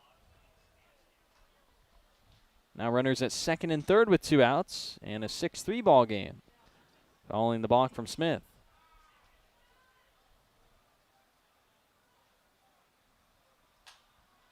Hayes pops it up right side of the infield. The first baseman Buckner under it. Puts away the final out in the 4th. Bellingham does get 1 in off the balk from the pitcher, so it's 6-3 heading into the 5th.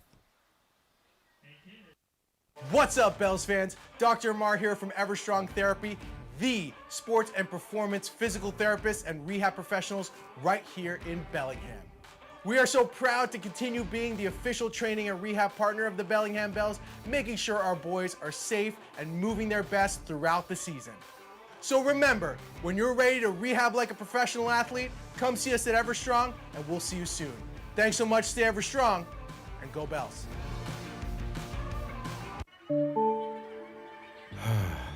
Bummer.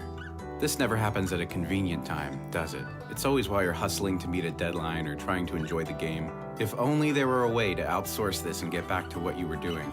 Well, as a matter of fact, there is. Team Technology is local and employee-owned, balancing ease of access with security and compliance for the cloud and on-premise systems of small and large businesses alike. Connect with Team Technology and see how technology is easier with a team. When pain or injury slows you down, Peace Health Orthopedics, Sports Medicine, Foot and Ankle, and Trauma Services are here to help. Our experienced orthopedic team cares for bones, joints, and muscles, offering personalized treatment and same-day appointments. From everyday aches to unexpected injuries and joint replacement, Peace Health helps you move better, feel stronger, and get back to your life. Learn more about Peace Health Orthopedics at peacehealth.org. That's peacehealth.org. Into the fifth inning here in Bellingham, Washington. 6-3 the lead for your Bells over the Kelowna Falcons. Bells do get one more run in, still trail by 3, and it'll be Kenneth Johnson trying to keep the game at that 3-run difference. But he's got to face a man that already has a 2-run homer tonight, and Finley Buckner. Buckner has reached both times an error in the first, put him on first. His 2-run homer in the third was electric as part of that 2-run inning. Scored 2 runs and drove in 2 on his 1 hit, leaving the left field fence. Ball 1 in when facing now Kenneth Johnson for the first time to start the 5th. Johnson was tagged for 1 run in the 4th inning. 2 outs and no strikes to begin the at-bat against the first baseman.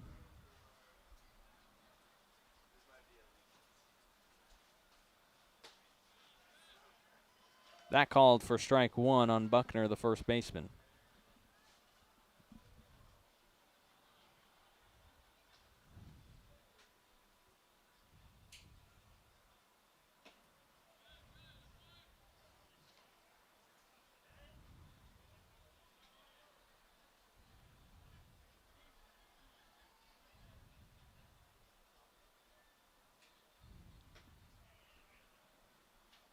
That's a 5-pitch walk for Kenneth Johnson to start the 5th inning. Started it the same way he began the 4th with a free pass to the walk.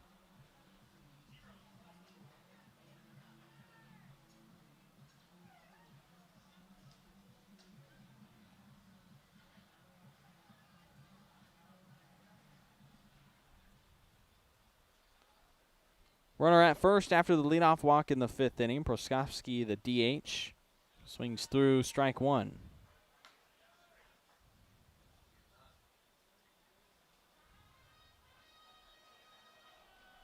Proskowski, an RBI double in the 1st inning, ground out in the 3rd.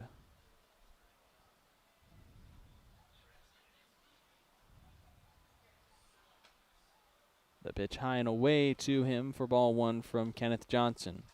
Now 3 walks issued for Johnson in relief, 1 hit allowed for the 1 run in the 4th. Here in the 5th, though, the first base runner reaching against him.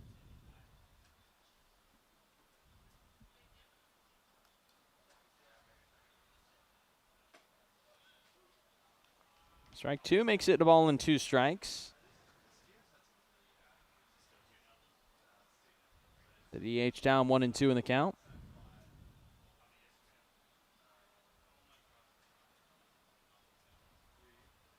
Right-hander's 1-2 pitch.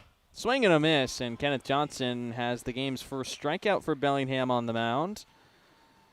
It had gone the first 4 innings without a Falcon being sat down on a K after they struck out 15 times last night. There's the first one, and the first out in the 5th as well on Johnson's swinging strikeout over Prosofsky.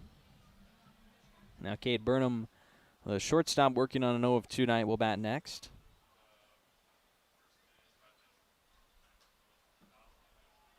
Check swing and a foul tip from Burnham for strike 1.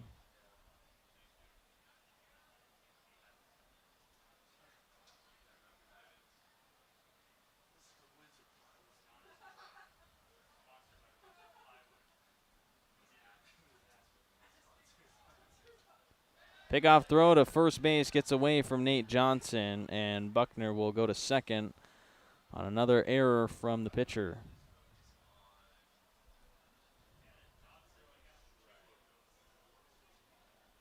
Johnson allowed an error against the leadoff walk that he issued in the fourth that let Peters, the base runner back in that inning, move up to third following the walk, and now a walk and an error to Buckner puts him at second base in scoring position for Cade Burnham. Down to the count 0-1.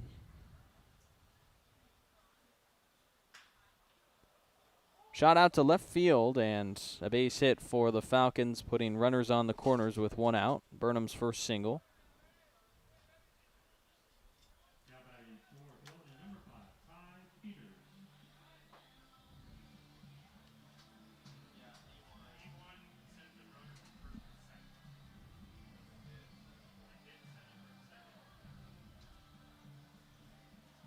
First and third for the Falcons in the fifth inning, looking to add to a 6-3 lead after Bellingham got one run back so far. Falcons have responded with the Bells' run-scoring innings. 2 runs at the bottom of the second for Bellingham. Kelowna matched it with 2 runs in the top of the third. 1 across in the bottom of the fourth for your Bells. Now a chance to get that back here in Peters' at-bat. He's 0 of 1. Bunt try, and he hits it foul for strike 1. Trying a suicide squeeze maybe with runners on the corners. 1 out trying to get it done. Interesting play potentially by the Falcons as they try to draw it up.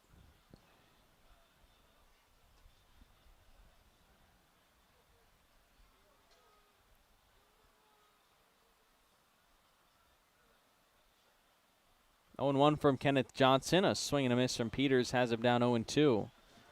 They're missing on the outside changeup from the right-hander.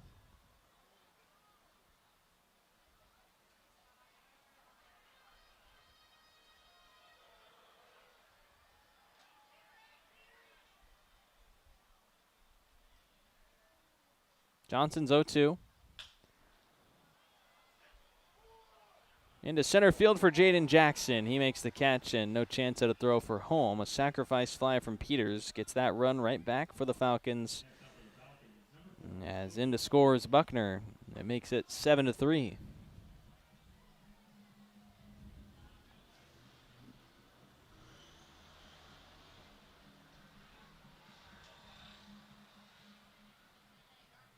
So the sacrifice fly by Kelowna making the lead 7-3. Peters driving in his first run of the game.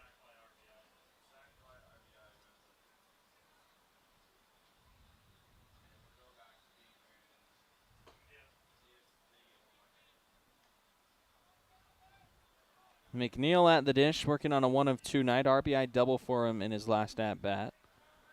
That's with 2 outs and a runner at first for Kelowna, who leads by 4 in the top of the 5th. Runner going. And the breaking pitch, the throw down to second is late.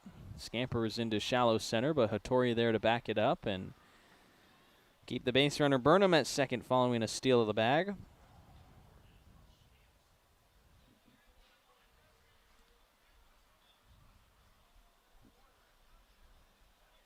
Runner up into scoring position for the Falcons with 2 down in the top of the 5th. 2-0 count on Boogie McNeil.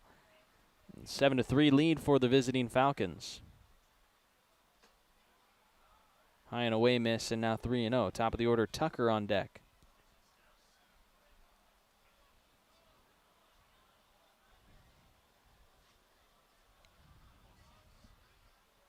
Johnson will toss away the baseball and get a fresh one for the 3-0 count.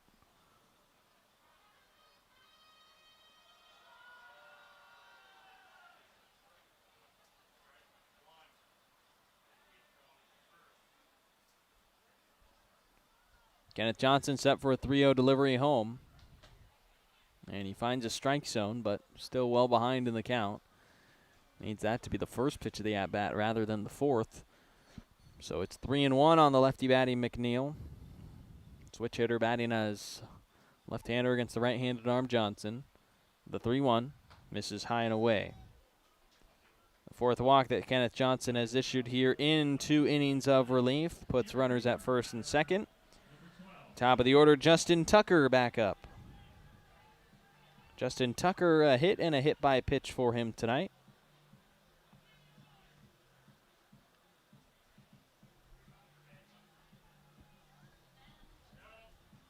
And Cody Anderson is going to come out to Kenneth Johnson.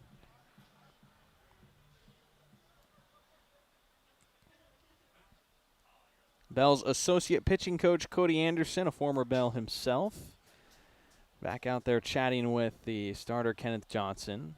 Jim Clem right now into the Bellingham bullpen. Likely get someone moving around for potential relief of Johnson here if he can't finish through the fifth.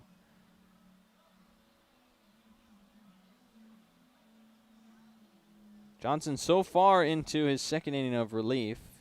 The total stats against him, 4 walks, 2 hits for 2 runs so far. One of those earned, the earned run in the fourth. Right now the run scoring in this inning counts as unearned, but should the Falcons get another hit, it'll change to an earned run. When there's an error that allows a base runner to move up, say, an extra 90 feet, like we had with the error on the pickoff move, it's a scorer's discretion play where shall later in the inning some hits occur where then that run would have scored even without the help of the error and moving him into second. It turns into an earned run. Right now that run wouldn't have scored without the error, so it is unearned against the pitcher, Kenneth Johnson, even though he did commit the error, which I always thought was a funny rule. You know, even if a pitcher commits the error, the run goes unearned.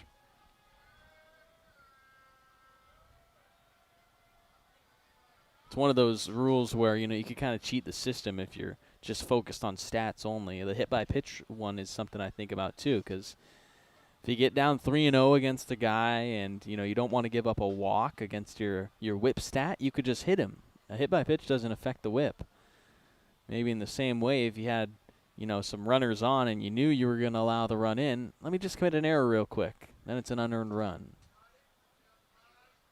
Obviously, no one's doing that. No one's trying to cheat the system that way, and wouldn't average out anyways, likely. This is popped up to the right side. Moving foul. Nate Johnson, the first baseman, reached out and just couldn't get it over the fence. It'll be a foul ball on Justin Tucker to make it 2-1. Tucker has one of the 7 hits for the Falcons tonight. Came in the second inning on his single. Was left on base then. He scored after reaching on a hit by pitch in the first inning. Grounded out to short in his last at-bat. He's 1 of 2. That's his 4th at-bat of the night, or 4th plate appearance, excuse me. Is 2-1 with runners at first and second. Throw back to second base where the runner Burnham is back safely. Burnham stole second to get there, but first base has been filled behind him with McNeil walking, the batter previous to Tucker. Leadoff man batting here with 2 down, and on a 2-1 pitch, shoots it to shallow center field for Jaden Jackson. Halfway home in this ball game, 7-3 the lead for the visitors.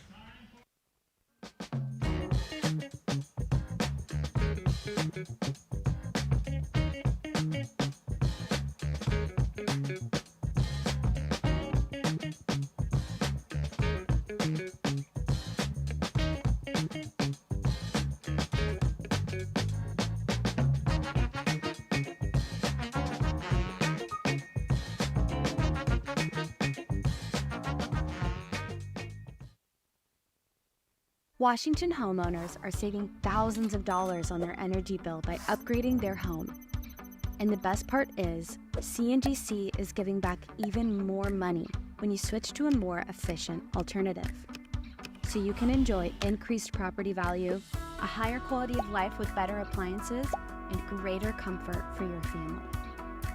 Scan this QR code or go to cngc.com and save money on your energy bill.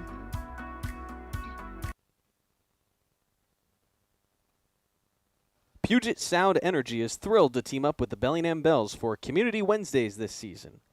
Every Wednesday home game at Joe Martin Field, PSC and the Bells will celebrate a featured Whatcom County nonprofit with a $2,000 donation. Come out to the ballpark to cheer on the Bells while supporting these amazing organizations that make our community stronger. Together, we're building a better Whatcom County. See you at the field. Go Bells.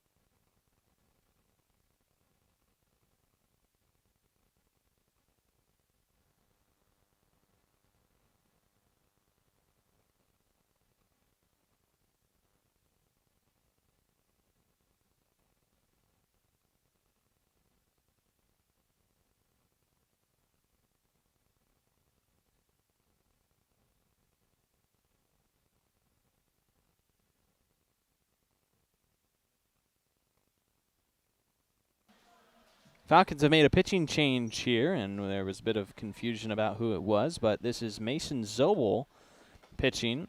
Falcons number 27 on their roster is Jackson Bell. They don't have Zobel on their point streak roster, not that we have updated at least, or at least the one I have. But this is Mason Zobel, right-handed pitcher out of West Park High School. He is teammates with Boogie McNeil at West Park, or was teammates, and I guess now still currently. But pitching in relief here for the 5th against Jaden Jackson. Jackson 1 of 2, a single and a strikeout for Bellingham center fielder.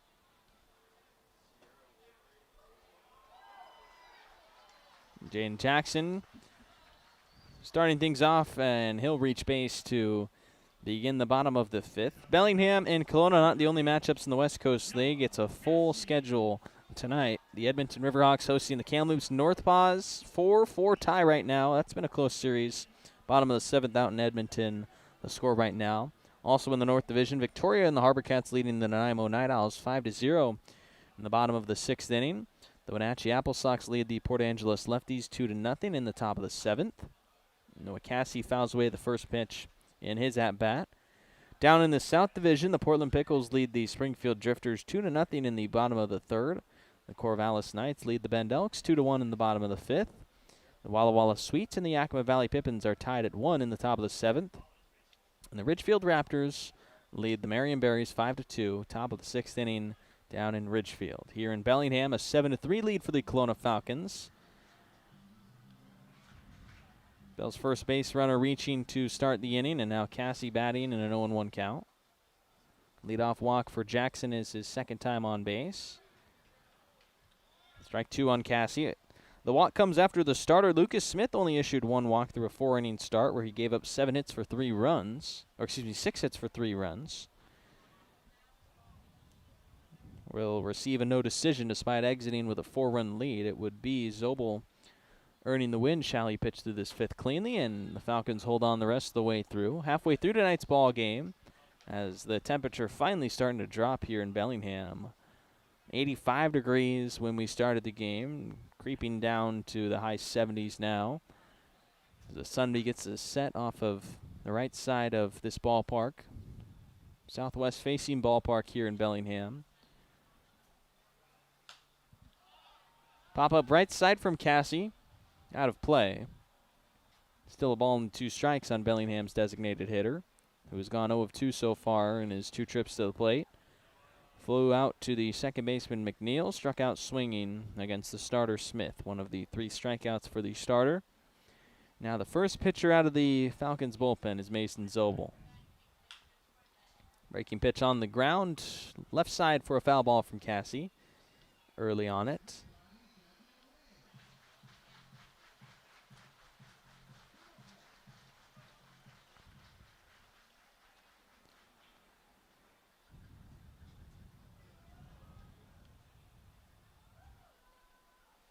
Ball and 2 strikes on the DH.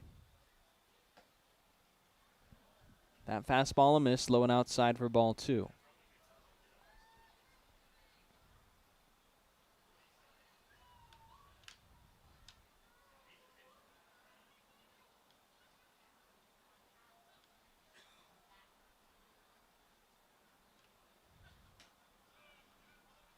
Cassie gets himself into a full count against the Sierra College commit, Mason Zobel. Coming out of West Park High School.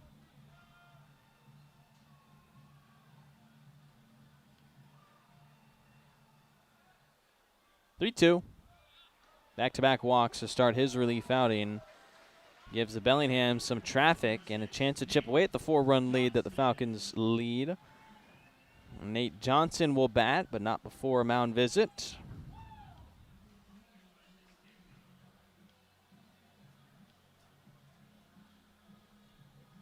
Nate Johnson has gone 0 of 2 so far with a strikeout and a ground out.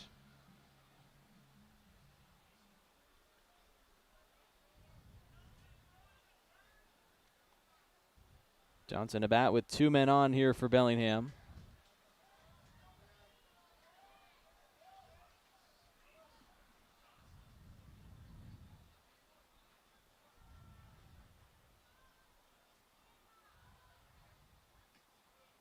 First pitch, a low and outside miss to the Tulane corner infielder against Mason Zobel.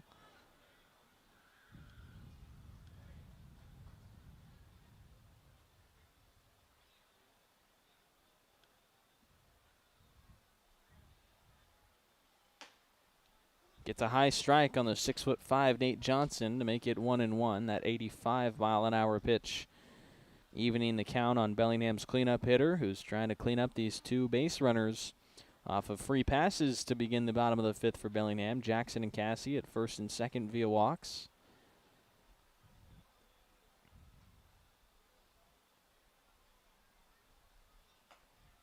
One pitch misses low to Johnson, so now 2 balls and a strike.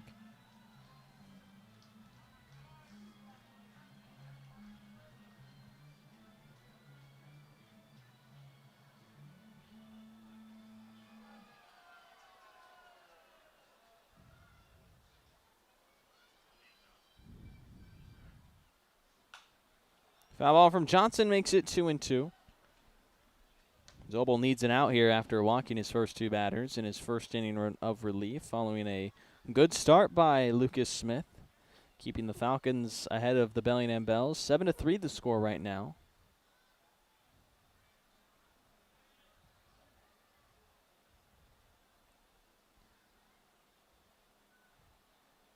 Right-handed relief pitcher coming set with runners at first and second. No outs in the bottom of 5 and the throw home. Miss high and away to Nate Johnson, 3 balls and 2 strikes. Now he needs a competitive one to avoid walking the bases loaded. Falcons have already got their next arm warming up in the bullpen.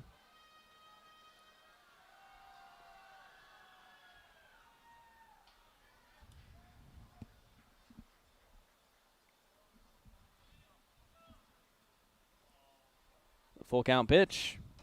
Inside miss to Johnson in ball 4. 3 straight walks issued to begin the 5th inning, and things could get dangerous here for the Falcons should the Bells capitalize on this golden opportunity.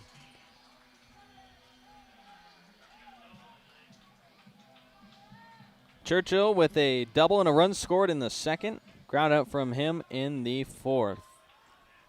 We've seen him hit 3 home runs this year, one of them in a non-league game, 2 league home runs on the season for him, and the Puget Sound catcher swinging through strike 1. Could deliver an electric swing here to spark the Bellingham Bells, come back trailing by 4 in the bottom of the 5th. Churchill in his 31st game as a Bell. He's been one of the best hitters for this team. Got it off the inside of his bat and popped up for the second baseman in shallow right field, McNeil. So that won't get it done.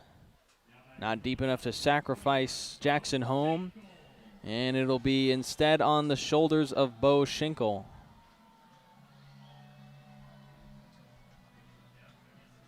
Schinkel with a pair of knocks in the game already. Run scored and an RBI for the left fielder out of Gonzaga. Bases loaded up for him with 1 out in the bottom of the 5th.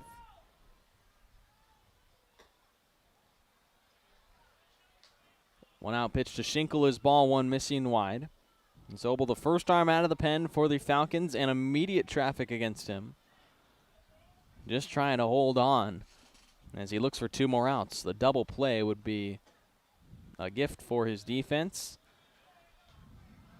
and help him get him out of this 5th inning.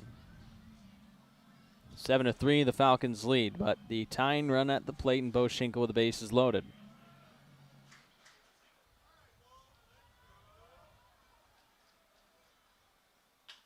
One, sent out to left. It'll be caught by Tucker. Jackson gonna tag.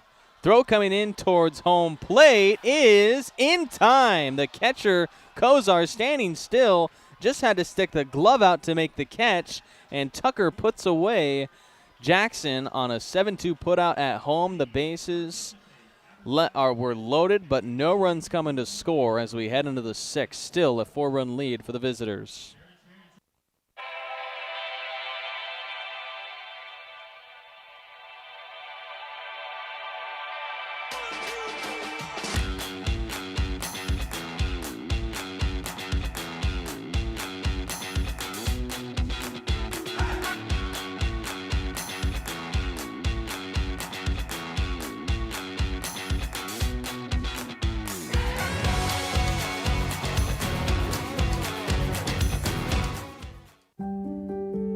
Have you had a fall, sprain, or break? Skip the emergency room and go straight to the experts, Proliance Pacific Rim orthopedic surgeons. With walk-in, same-day orthopedic care, you won't have to wait for the treatment you need. And to better serve our community, we've extended our walk-in clinic hours, 1 to 8 p.m. Monday through Friday and 9 a.m. to 5 p.m. on Saturdays. Proliance Pacific Rim orthopedic surgeons.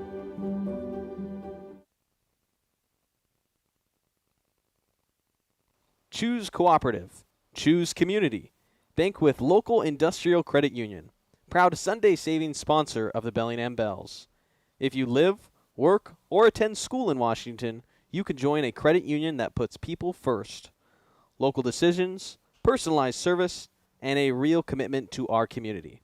Learn more at industrialcu.com. Federally insured by the NCUA.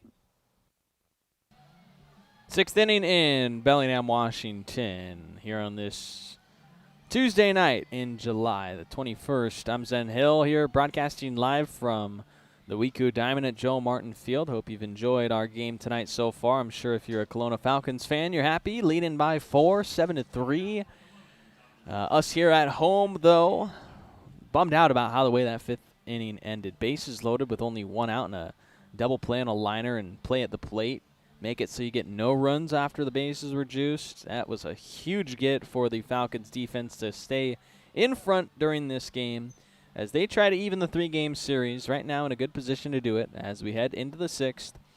Will Crane will come in relief. 4th league appearance for the right-hander out of UCLA. So far as the Bellingham Bell, through 2 1/3 innings, he's tossing a 11.57 ERA. Crane's struggles so far have come through 3 walks and 5 hits allowed for 7 runs. Just 3 of them earned, but the small sample size ballooning the ERA and whip numbers up very high. For Crane, the last time we saw him, though, was in a non-league matchup. His last 2 appearances have been non-league games.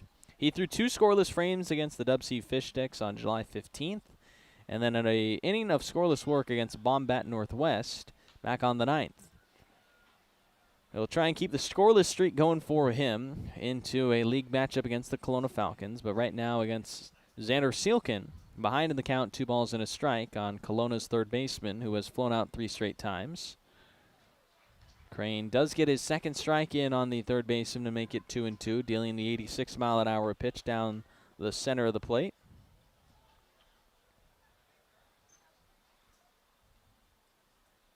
Now a 2-2 from the UCLA right-hander. Hit away foul. Kenneth Johnson finishes 2 relief innings, allowing 2 hits and 4 walks for 2 runs, both of them unearned off his pair of errors in the 4th and 5th. Bellingham now with 3 errors on defense in the game. Just 1 strikeout for Kenneth Johnson, only 1 strikeout in the entire game for the Kelowna Falcons at the plate. That will not be the second as it's a ball low. So now 3-2 on Xander Seelkin.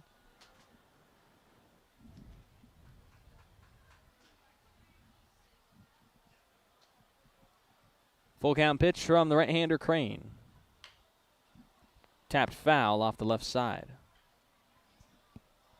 Crane did not appear for the Bruins this past year, his freshman year at UCLA, coming out of Eastside Catholic High School.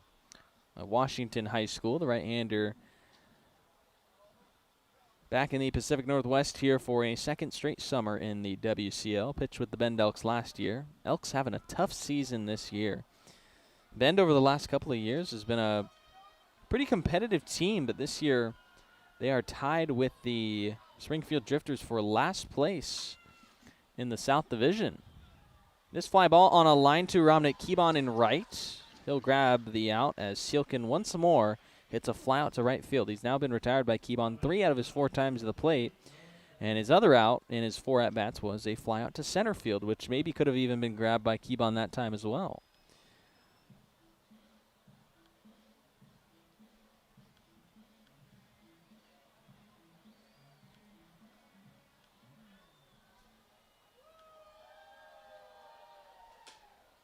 With 1 out, Eberwine batting takes the 1-0 miss high and away from Will Crane.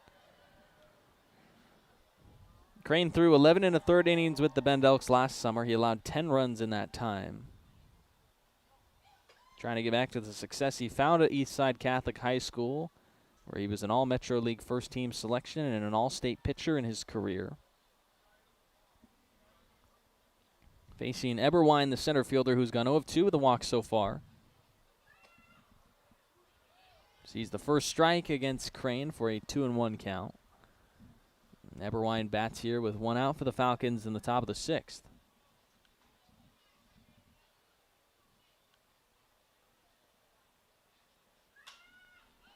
Popped up shallow left field. Rashad Hayes, the shortstop, calling off Bo Schinkel. Schinkel called him off on a similar ball last time, and now they'll jokingly smile at each other as they slap gloves. Hayes making the play for the second out in the top half of the 6th inning.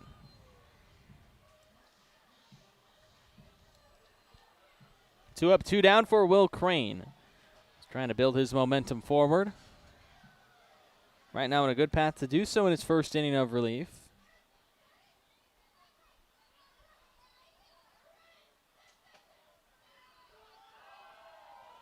First pitch, a ball 1 into Kozar, the catcher tonight, 2 of 3.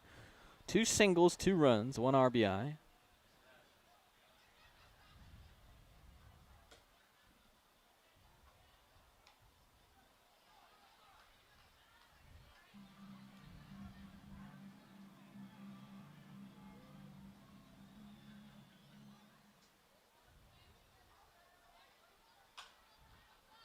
Shot the opposite way to right field for Ramnik Kiban. Back and onto the warning track for the right fielder to make the final catch in the 6th. 3 up, 3 down for Will Crane in his first inning out the pen. We go bottom 6. 7-3 still the lead.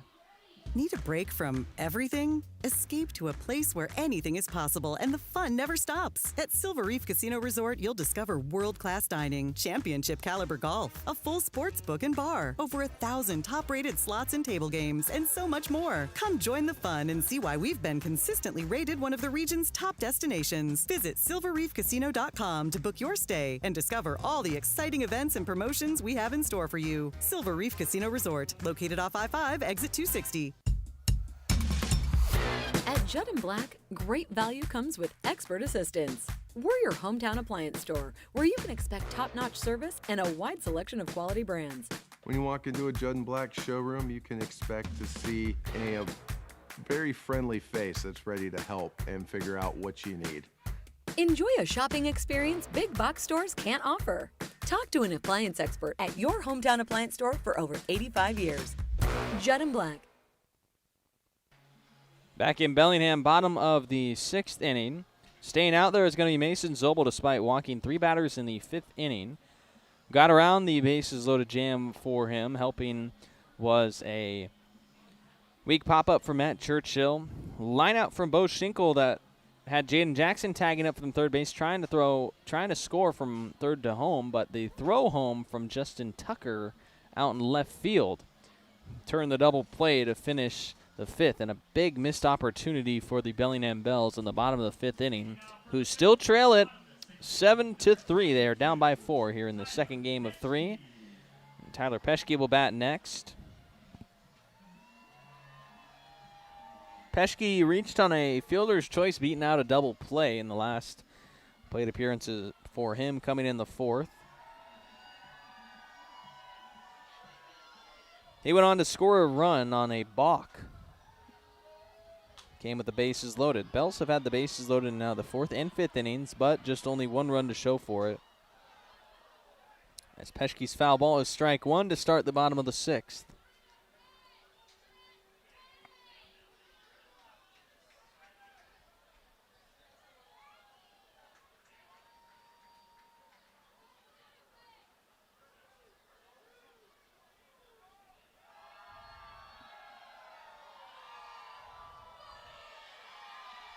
Oh, 1 home from the right-handed pitcher Zobel.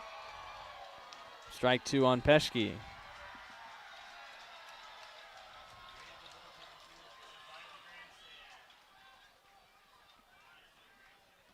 Peschke swings and misses and down on strikes for the first out. Leadoff man retired for the first strikeout for Mason Zobel in relief.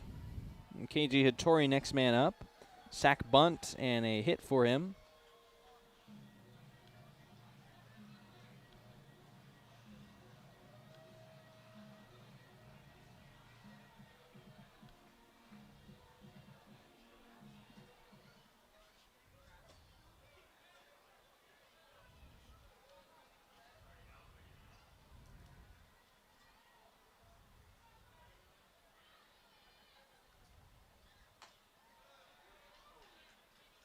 That one a strike into Hattori after the first one a ball. 1-1. Wide miss for ball 2.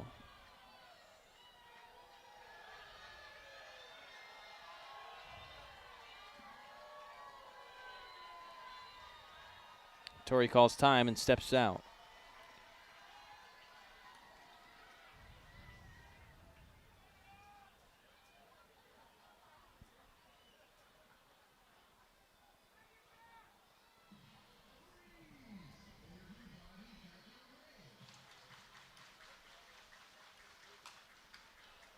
Fouled back from Hattori, strike 2. Slices it off the left side. 2 balls in, 2 strikes on Bellingham's second baseman.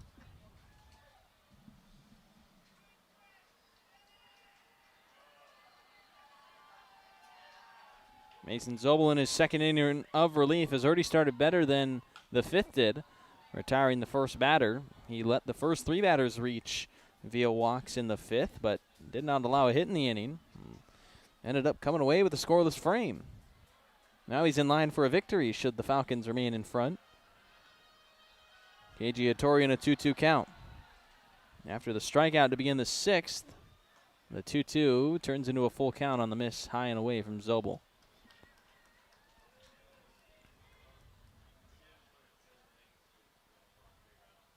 Payoff pitch home on a 3-2. Spoiled by Hattori to stay alive.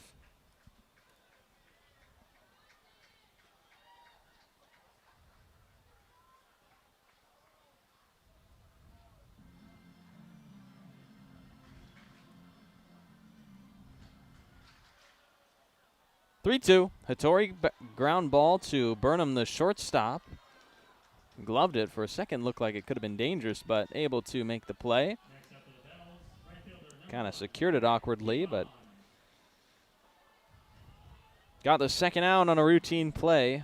Bottom of the order hitter, Dominic Keebon up with 2 outs, but a mound visit coming here for the Falcons.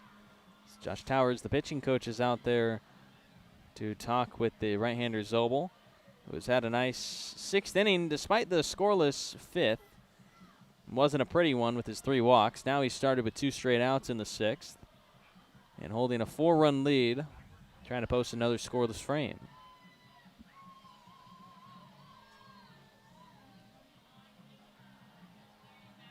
Dominic Keebon will be at the plate. Sacrifice final walk so far for Bellingham's right fielder. First pitch is a high miss to Keebon, a returning Bellingham Bell from the 2025 team. Keebon, a major part of the West Coast League Championship win last year. Bells beating the Portland Pickles 2-1 down in Portland last year to claim their 2nd ever championship in the West Coast League. Not first ever as a team, though. Bellingham, or not 2nd over as a team. Bellingham had a championship in the Pacific International League.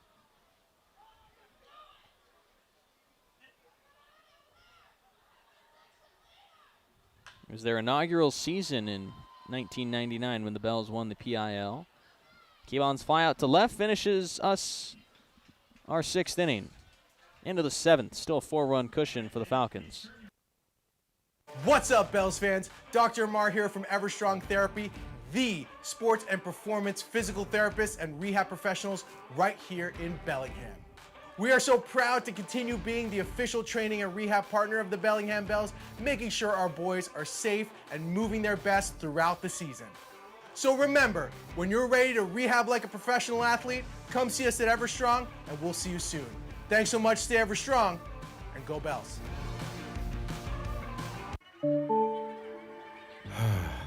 Bummer. This never happens at a convenient time, does it? It's always while you're hustling to meet a deadline or trying to enjoy the game. If only there were a way to outsource this and get back to what you were doing. Well, as a matter of fact, there is. Team Technology is local and employee-owned, balancing ease of access with security and compliance for the cloud and on-premise systems of small and large businesses alike. Connect with Team Technology and see how technology is easier with a team. When pain or injury slows you down, Peace Health Orthopedics, Sports Medicine, Foot and Ankle, and Trauma Services are here to help.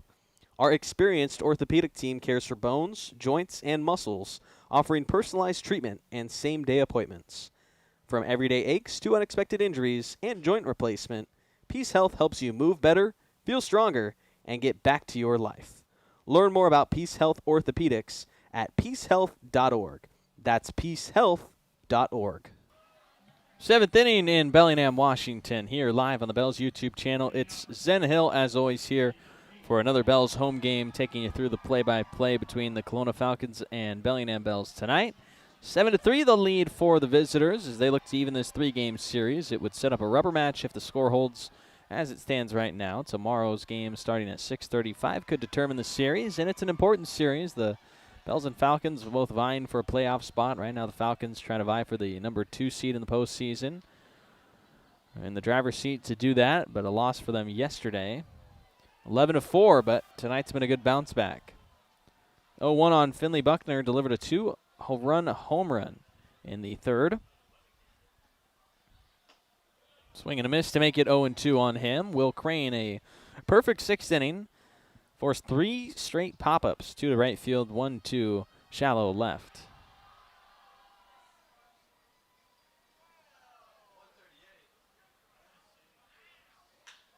To a grounder to the shortstop, Rashad Hayes. Has his throw across in time to start off the 7th with another retired batter for Will Crane in relief. We had a recent update for the Bellingham Bells alumni.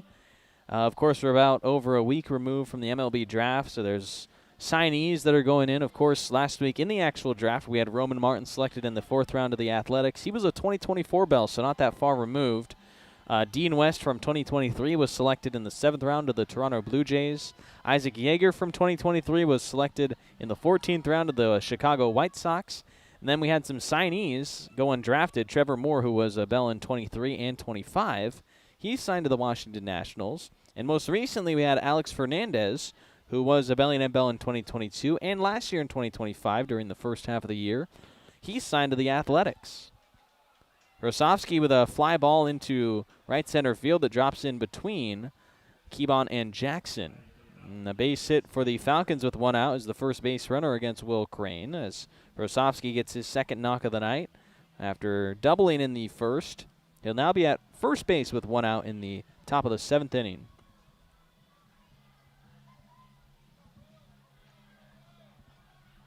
We'll see which of this past draft class actually goes on to become big leaguers. You know, I think Roman Martin definitely has obviously the best chance, being the highest draft pick.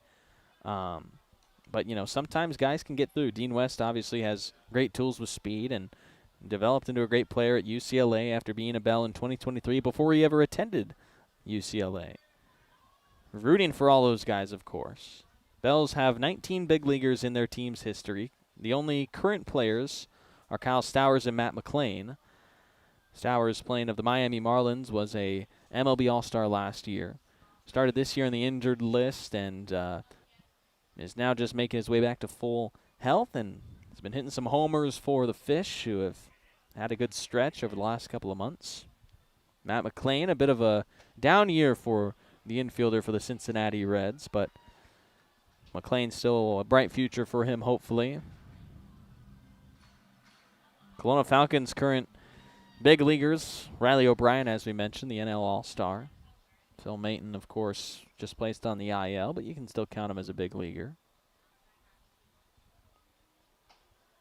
Swing and a miss from Burnham at the dish. A strikeout will be Crane's first. It's the 2nd out in the 7th. Following Prosofsky's single and steal of second base, a runner in scoring position. Prosofsky at 2nd after the steal. The strikeout to Burnham. 2 outs in the 7th for Ty Peters. Walk and a sacrifice fly, the production for him at the plate, and 3 trips up. Crane looking for a scoreless 7th inning. Tossing a perfect 1-2-3 6th. 1 ball, no strikes. After that, miss low and inside to Peters.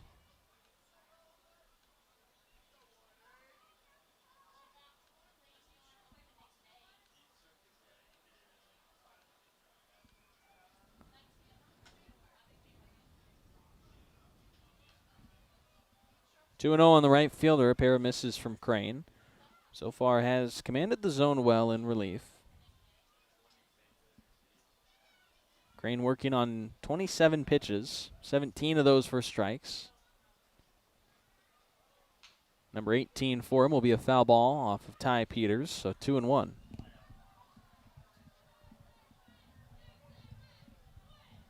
Lathan Haywood threw 3 innings in the start, threw 47 pitches, 34 of those for strikes. Kenneth Johnson struggled with 42 pitches and less than half of those going in the strike zone across 2 innings. Will Crane threw an inning and 2/3 so far of relief. It's Ty Peters falls behind 3-1. 4 walks on the night for the Falcons, all of those against Kenneth Johnson. The starter Haywood did not walk a batter, but gave up 5 hits for 5 runs, 3 of those earned. Johnson walked 4 batters and gave up 2 hits for 2 runs, both unearned. Now Crane's 3-1 pitch comes home to Peters, who goes around for strike 2. Check swing to get it into a full count.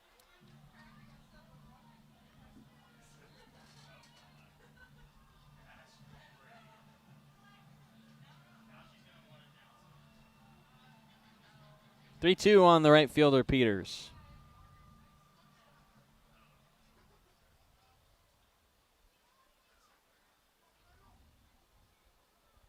Right-hander's full count pitch. Hit foul. Stays alive.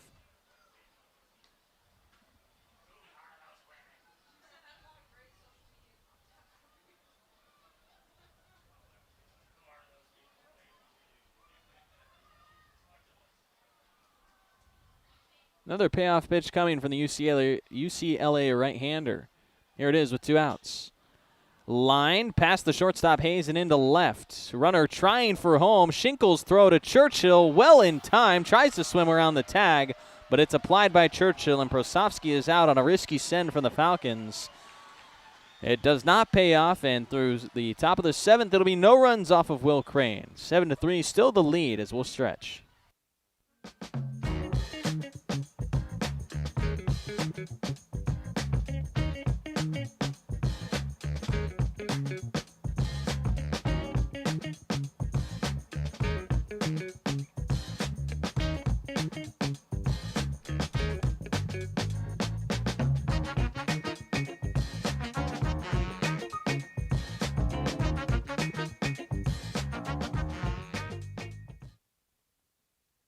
Washington homeowners are saving thousands of dollars on their energy bill by upgrading their home.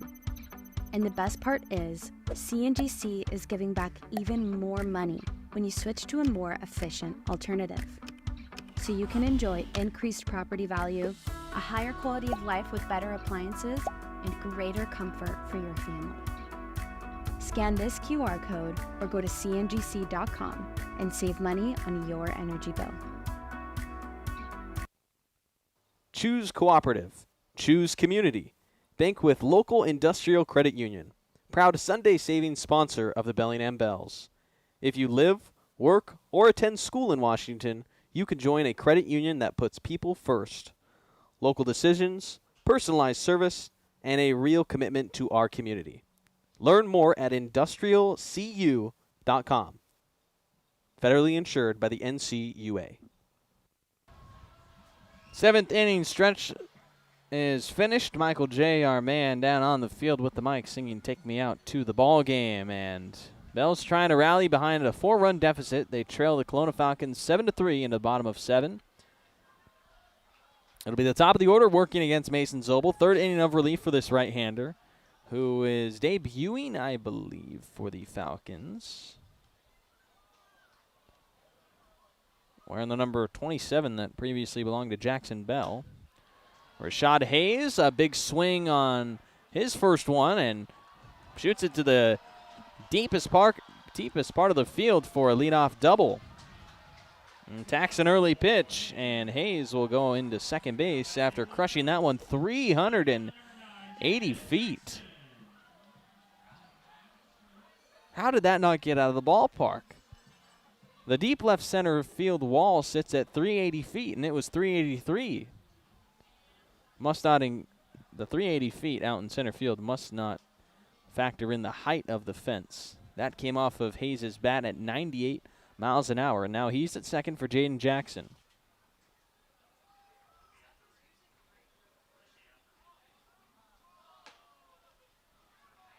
Ball one high on the miss to Jackson. Single and a walk for him. After Hayes picks up his first hit of the game, Bellingham now has 7 as a team. Following a perfect 6th inning by Zobel, it's leadoff traffic to begin the 7th. Bell's down by 4. They've got work to do. Jackson swinging through his first strike.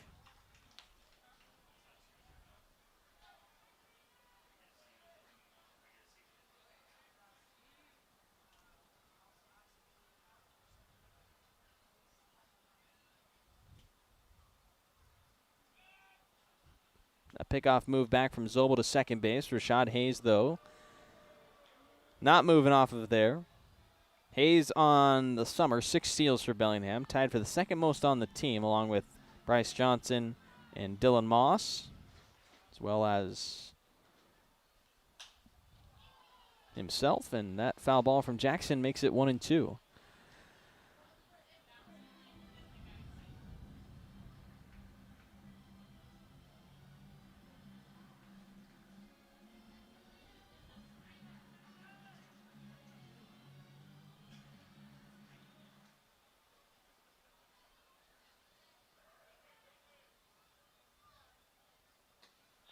Jackson takes an inside strike 3 called and goes down looking.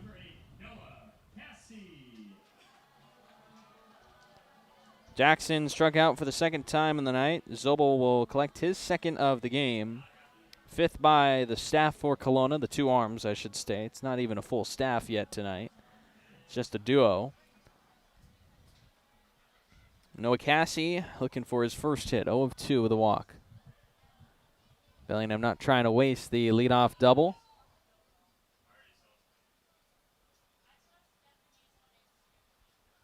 Swing and a miss from Cassie for strike 1. The DH walked in the 5th when facing Zobel, but was left on base as part of that bases-loaded missed opportunity for the Bells. Now here they've got a runner in scoring position looking to chip away at the 4-run lead for the Falcons. 24 RBI for Cassie on the summer. High bouncing ball from him. Shortstop Burnham charging, close play at first, in time to get out Cassie. Bang, bang. Great throw by the shortstop to get that for the second out on a tough play.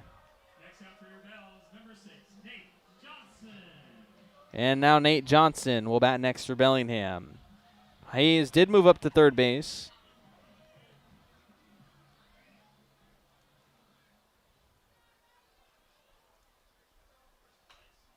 Swings at the first pitch and hits it foul.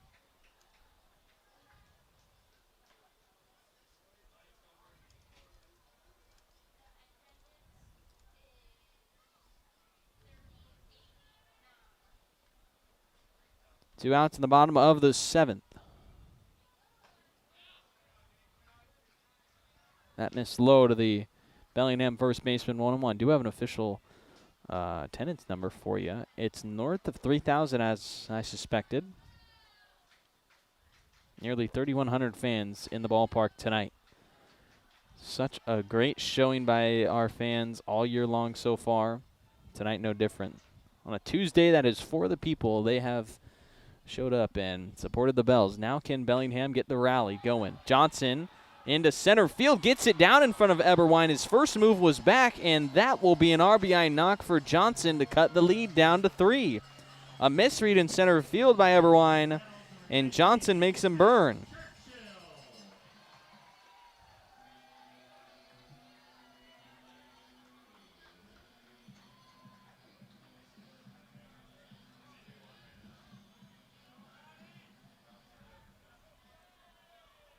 Churchill to bat next. He's got a double. Swings at the first pitch and lofts it out to left field. Back to the track, but caught by Tucker. Oh, goodness. I thought he did it. Churchill just missed it, and that'll finish the 7th inning. Bellingham does get one off the board, so 7 of 4 the Falcons lead as we enter the final 2 innings here on this Tuesday night.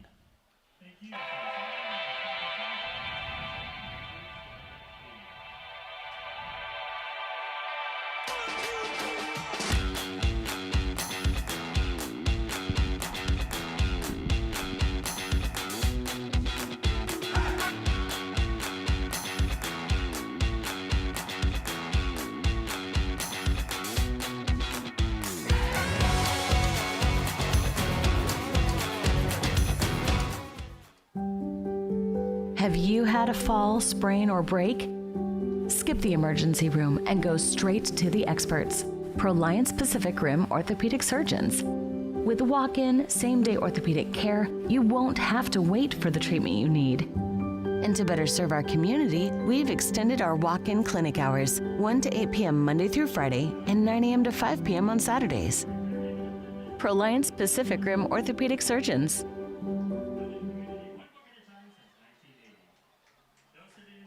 Puget Sound Energy is thrilled to team up with the Bellingham Bells for Community Wednesdays this season. Every Wednesday home game at Joe Martin Field, PSC and the Bells will celebrate a featured Whatcom County nonprofit with a $2,000 donation. Come out to the ballpark to cheer on the Bells while supporting these amazing organizations that make our community stronger. Together, we're building a better Whatcom County. See you at the field. Go Bells.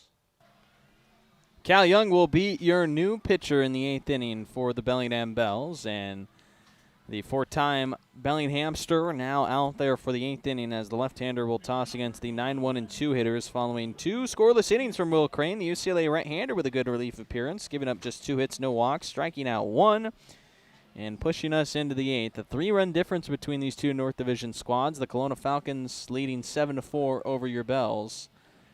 And Cal Young coming off of a scoreless frame toss against the Dub C Fish Sticks his last time on the hill. As a reliever against the Fish Sticks, pitched in the 10-4 win during that non-league contest. Didn't count towards the overall season standings. He's had 2 innings pitched against non-league opponents. So right now against league opponents, Cal Young has tossed 12 frames for 10 appearances. Now this will be his 11th against a league matchup. And he gets the first strike of his at-bat for a 1-1 count on Boogie McNeil, who has a double and a walk with a run driven in on his double in the 4th. Now leading off the 8th. Swing and a miss, 1-2. Young with 13 strikeouts in 12 innings. The left-hander coming out of the University of Portland, but committed to the University of British Columbia. 1-2. Missing wide for ball 2. Young, the 4th arm to throw for Bellingham. It's been 3-2-2 so far by Nathan Haywood, Kenneth Johnson, and Will Crane when it comes to innings pitched. The 8th belongs to Young. And on a 2-2, he didn't miss, but he didn't get the call. That one on the high outside corner. Trackman strike zone says it was there. Umpire strike zone says it's ball 3. Now Young looks for the 3-2 pitch to retire the batter. The appeal, no good. Young should have had the strikeout. Instead, it'll be a leadoff walk. Thought it would have been a chance for the umpire to maybe give the makeup call on the check swing to give him the strikeout, but instead it's a free pass issued to start the 8th, and now the Falcons have a base runner.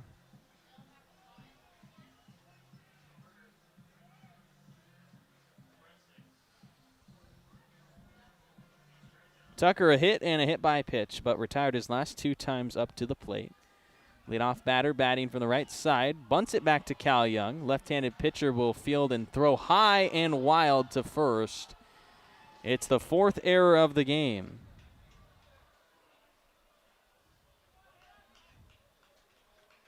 Fourth error of the game, and 3 of them have been on pitchers. 2 on Kenneth Johnson.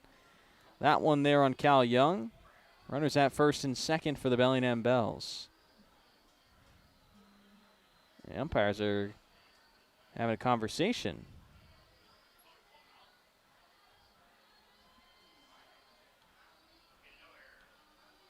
Error might get washed away. So let's take a look at this. I want to see the replay now.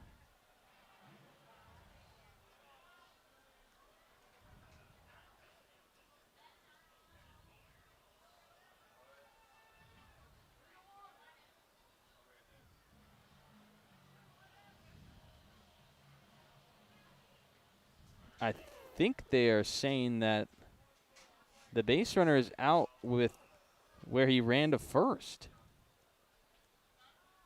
He's inside the line, but I personally do not think that it was enough to justify an out. So it's not an error. We'll wipe it off the board. Runner will remain at first in McNeil. It is Tucker who's called out, laying down the bunt and called for being out of the baseline. That's an oddity. And the judgment call gets Bellingham their first down in the inning. 2-0 start to the at-bat against Sealkin now with 1 out, runner at first. So situation changing a little bit. Scorebug yet to catch up with that, but we'll have it here in a sec. On a line, Hattori at second catches it, throws back to first, got him doubled off. Oh, some magic, some luck, and a quick glove from Hattori to turn the double play, and it's a scoreless top of the 8th. It turned by Hattori, and it's 7-4 entering the bottom of the 8th. Man, what just happened? We're all the way through that frame.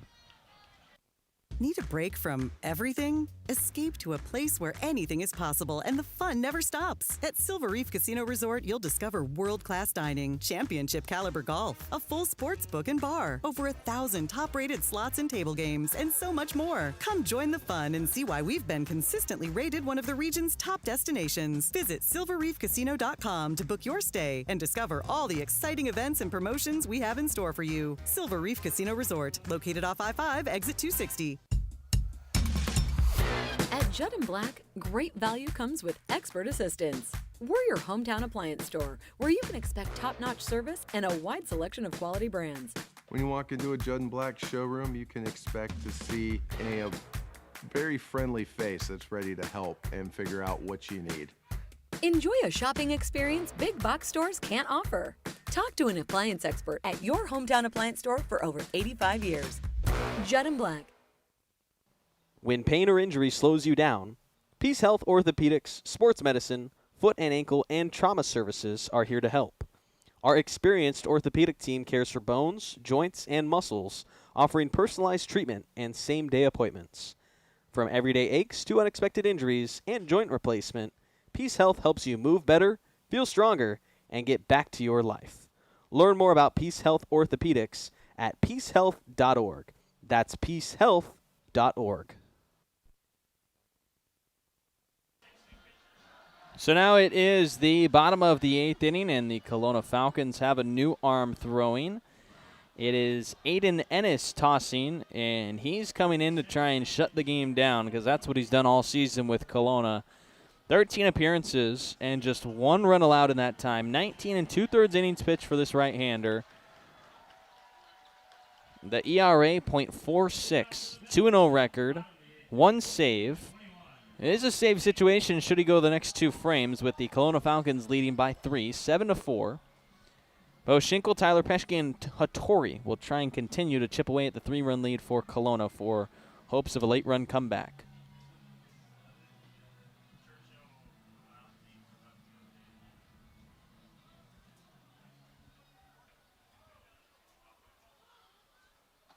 Schinkel starting the bottom of the 8th, seeing the first pitch in for a strike from Ennis, the right-hander. This collegiate year, he tossed with Stephen F. Austin University. It was his junior season.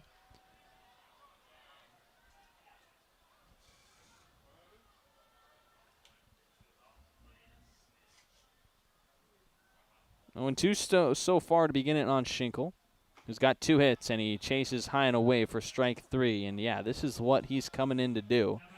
Ennis has 23 strikeouts in his 13 appearances. Starts it off with a K in the 8th. So Bell's had some life against Mason Zobel, but it's looking like potentially that might be the only life.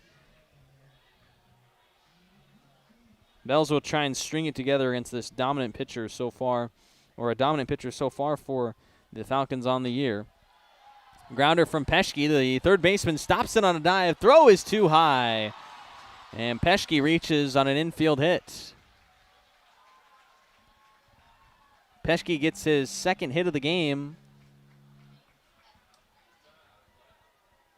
And he'll be at first base. So the Bells now up to 9 hits in the game. Peschke with 2 of them. Peschke 2 of 4 as he reaches with 1 out in the 8th inning.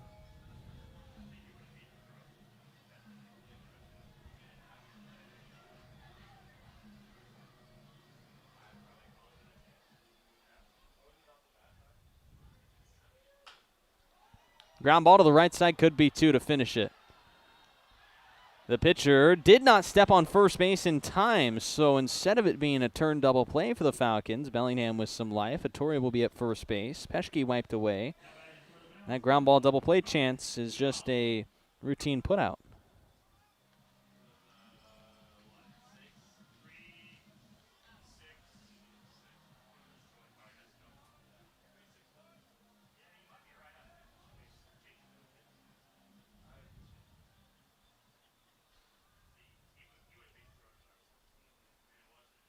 Keon now batting with 2 outs. Hattori at first base after hitting that potential ground ball double play ball.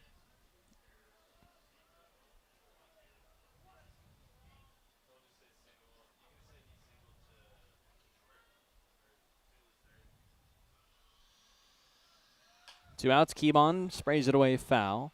0-1.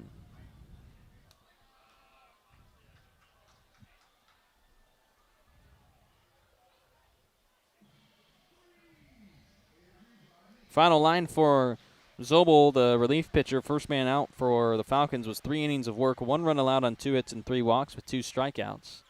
Now Ennis against Keon, missing a 90-mile-an-hour fastball low for the ball. And the first ball against Keon.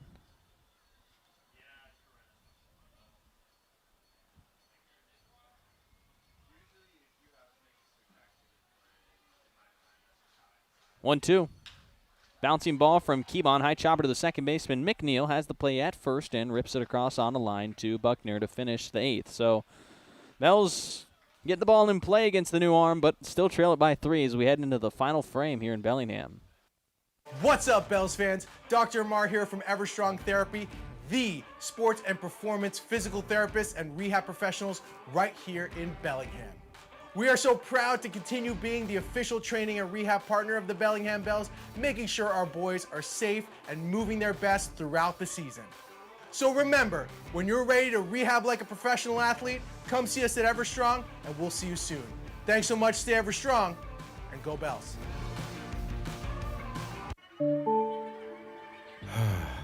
Bummer.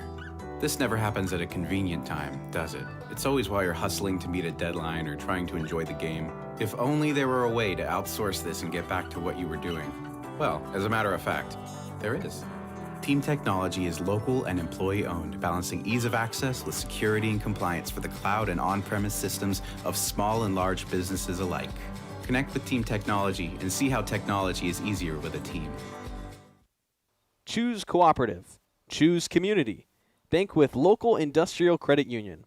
Proud Sunday savings sponsor of the Bellingham Bells. If you live, work, or attend school in Washington, you can join a credit union that puts people first. Local decisions, personalized service, and a real commitment to our community. Learn more at industrialcu.com. Federally insured by the NCUA. Cal Young had a scoreless 8th inning with the help of an interference call and then a double play turn by KG Hattori after giving up a leadoff walk, which was a bit of an unlucky walk on a missed strike 3 call, and it didn't end up mattering. Cal Young faced the minimum in the 8th, and now will be back out for the 9th after throwing just 8 pitches. Aberwine, the center fielder, 0 of 3 in the game with a walk, batting from the left side against the lefty pitcher Young here in the 9th inning as he swings through strike 2 and an 0-2 start to the at-bat in the 9th. It does feel like the momentum slightly has moved towards the Bells, but they still trail by 3, 7-4. A big shutdown inning from Cal Young here could give some nice momentum into the bottom of the 9th in hopes of a big comeback. As there's a swing and a miss in the dirt. Churchill gloves it for the strikeout. Cal Young's first, and it's just the 3rd by the pitching staff tonight for Bellingham. There's been good discipline by the Falcons at the plate. Not as many swings and misses as we saw last night. 15 strikeouts by Bellingham's pitchers. It was Cole Lauback who had 6, Charlie Decker 4, Cedric Henderson 5 for 15 Ks. That strikeout Young's first, and the first out in the 9th gained, as now Kozar, the catcher, will bat. He's 2 of 3 with 2 runs scored. Has gone 0 of 2 in his last 2 trips to the plate, and that's just how the game has felt for the Falcons. It was the first half of the game through the first 4.5 innings. They scored all their 7 runs, built this big lead, but 3 straight scoreless innings pitched by Bell's pitchers, Will Crane and Cal Young.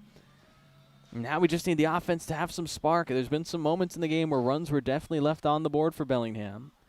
They'll be chasing 3 in the bottom of the 9th should Cal Young get it there. And right now he's looking swell. Against Kozar, he's got himself in another 2-strike count against a Falcon batter.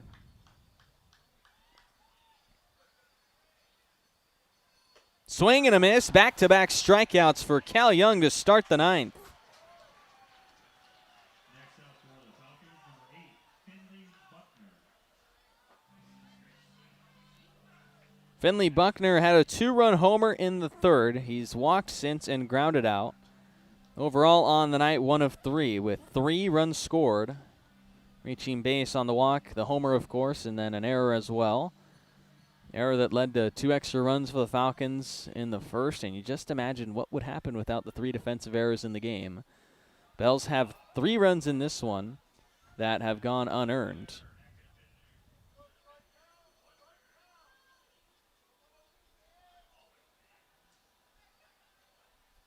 Actually, 4 runs that are unearned in this game. So with the 4 unearned runs, I mean, you could say, hey, Bellingham should be winning. They should be up 3-4 without the errors, but instead they trail by 3, and that's just how the game goes.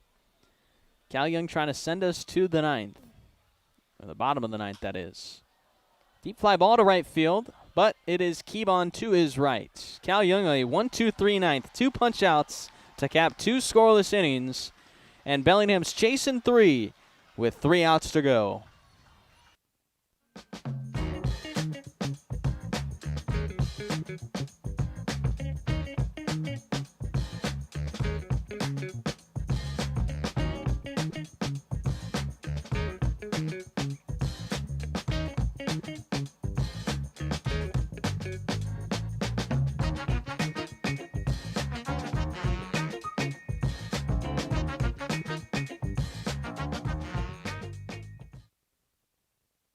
Washington homeowners are saving thousands of dollars on their energy bill by upgrading their home.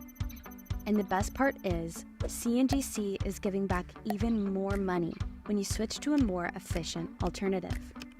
So you can enjoy increased property value, a higher quality of life with better appliances, and greater comfort for your family. Scan this QR code or go to cngc.com and save money on your energy bill. When pain or injury slows you down, Peace Health Orthopedics, Sports Medicine, Foot and Ankle, and Trauma Services are here to help. Our experienced orthopedic team cares for bones, joints, and muscles, offering personalized treatment and same-day appointments. From everyday aches to unexpected injuries and joint replacement, Peace Health helps you move better, feel stronger, and get back to your life. Learn more about Peace Health Orthopedics at peacehealth.org. That's peacehealth.org. Bottom 9 and the last chance for your Bellingham Bells. They trail by 3 runs, 7-4, in the bottom of the 9th and have 3 runs to get it done. Now, I thought it would have been Aiden Ennis for the 9th, trying to get a 6-out save, but the Falcons have pulled another card out of their bullpen. So instead of Ennis, who threw a scoreless 8th inning, is going to be Eddie Delansky, looking to earn the save for the Falcons.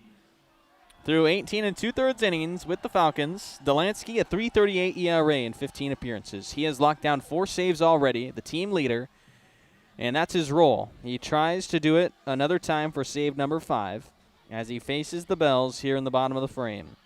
The final chance for Bellingham comes down to 3 outs. They're down by 3. It will be the lineup functioning as it's supposed to, with the leadoff man, Rashad Hayes, getting us started. In the leadoff spot tonight, he's gone 1 of 4 with a double. And the first pitch is a strike into him to start the bottom of the 9th inning.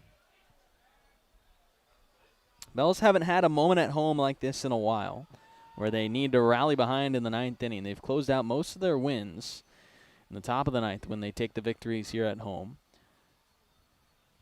Other times the game has been well out of reach when we enter the bottom of the 9th. But this one in striking distance, just 3.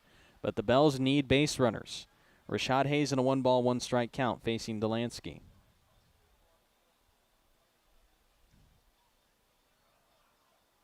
Delansky through 18 2/3 innings, 17 punch-outs to 6 walks. He's given up 18 hits for 9 runs.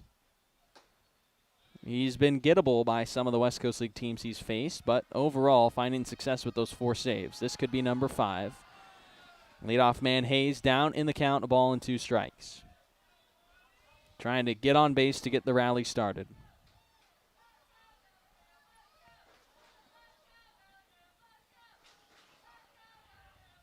One, 2. Swing and a miss from Hayes, down on strikes. The strikeout starts the 9th, and that a step in the wrong direction for Bellingham. Hayes will pass some information to Jaden Jackson, who now will come up as a left-handed batter to face the righty arm. Ennis earns the hold, at least for now. 1 strikeout for him in the 8th inning, allowing 1 hit but no runs. The game is still set at 7-4. Kelowna, a win here, evens the series, sets up a rubber match for tomorrow night's 6:35 game between your Bells and the Falcons. Fastball fouled away by Jackson for strike 1. That one at 90 miles an hour. We saw him strike out Hayes on a 92-mile-an-hour heater. So the right-hander has some gas.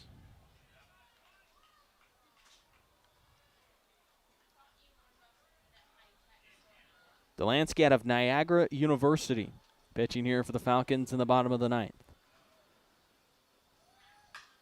Jackson up the middle and a base knock. That's what the Bells need. First base runner is on. Still need 1 more. Jackson has his 2nd single. Pitch hitter, number 13, from Lewis and Clark State, Bryce Johnson. Pinch hitter for Noah Cassie, who went 0 of 3 in the DH spot. Instead, the Bells will try and feed Bryce Johnson, who so far, over the last couple games, has been a bit of a hot hand. And they'll call him off the bench here in a big spot.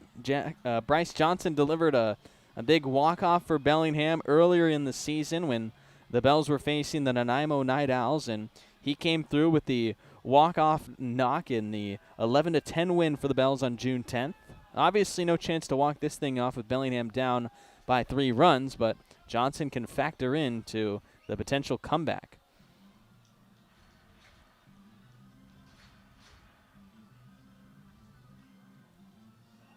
"11-game hit streak for Bryce Johnson. Could come to an end here in the pinch hitting appearance, though. He'll try and prevent that. Pops it up foul for strike 1.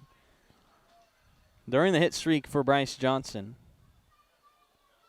6 of the games have been multi-hits. 2 of them, he's recorded 3 hits, including last night here against Kelowna, where he went 3 of 5 with a run batted in. Was 3 of 5 against Kamloops on the 18th. 2 for 4 against Dubs C back on the 15th. 2 of 4 against Port Angeles on the 12th. Ball and 2 strikes on him after another foul ball swing. Off the bench for Cassie in the 9th as Bellingham's looking for some life, down by 3. They have a base runner on in Jackson. Tying run, though, in the on-deck circle in the form of Nate Johnson.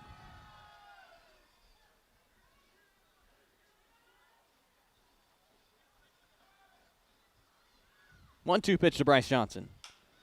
Out to right field on a line, and he delivers the base hit Bellingham wanted. Jackson making the chug into third base. Runners will be on the corners, and the tying run is going to come to the plate here in the bottom of the 9th with 1 out for Bellingham.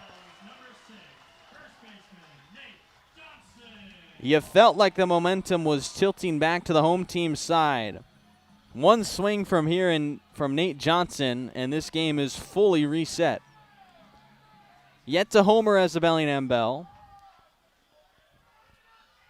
But if there's a day to do it, it's tonight. No wind. The flag's dead in center field. A warmer day at the ballpark. It's been carrying well. We've seen 1 home run by the visitors. Johnson, a strike on a late swing. 90-mile-an-hour fastball there. So Bryce Johnson keeps his hitting streak rolling with a pinch hit appearance. Now 1st and 3rd for Bellingham. Jackson at 3rd. Johnson at 1st. Nate Johnson at the plate. Can the Johnson duo get it done here in the bottom of the 9th for Bellingham to try and even up this game? Obviously, we'd be content with a base hit if it's not a home run even from Johnson. Keep things going. Get Matt Churchill up. He's hit the ball well throughout this night. One double for him and a couple of hard swings as well.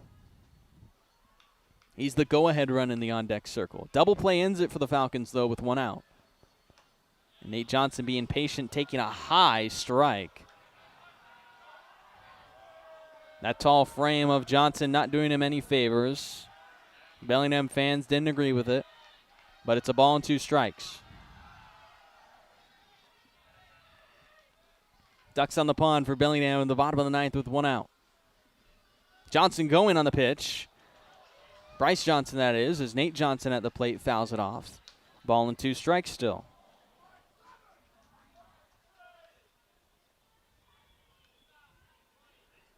Delansky, the right-hander, struck out his first batter, Rashad Hayes, in the inning. Has given up 2 hits to Jackson and Bryce Johnson. Now it's Nate Johnson at the plate in a 1-2 count. See if Bryce Johnson goes again from first. Got a good jump on his last try. He'll stay. The 1-2 into the glove of the second baseman. Back pick throw to first, and Bryce Johnson's doubled up. The game is over. Hey fans, just a reminder, your favorite Bells players will be signing autographs for 10 minutes after exiting the game.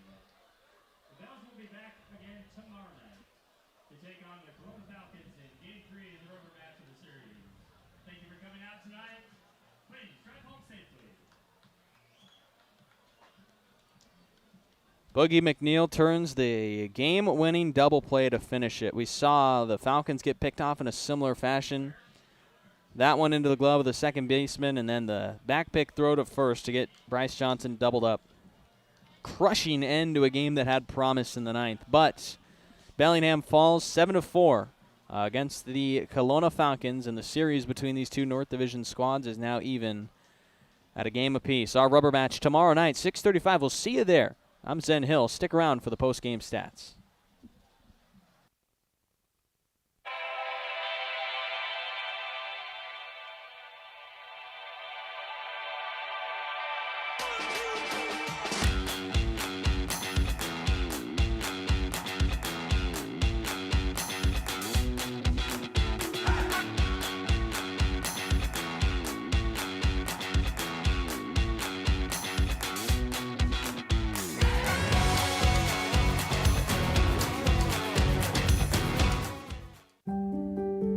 Have you had a fall, sprain, or break?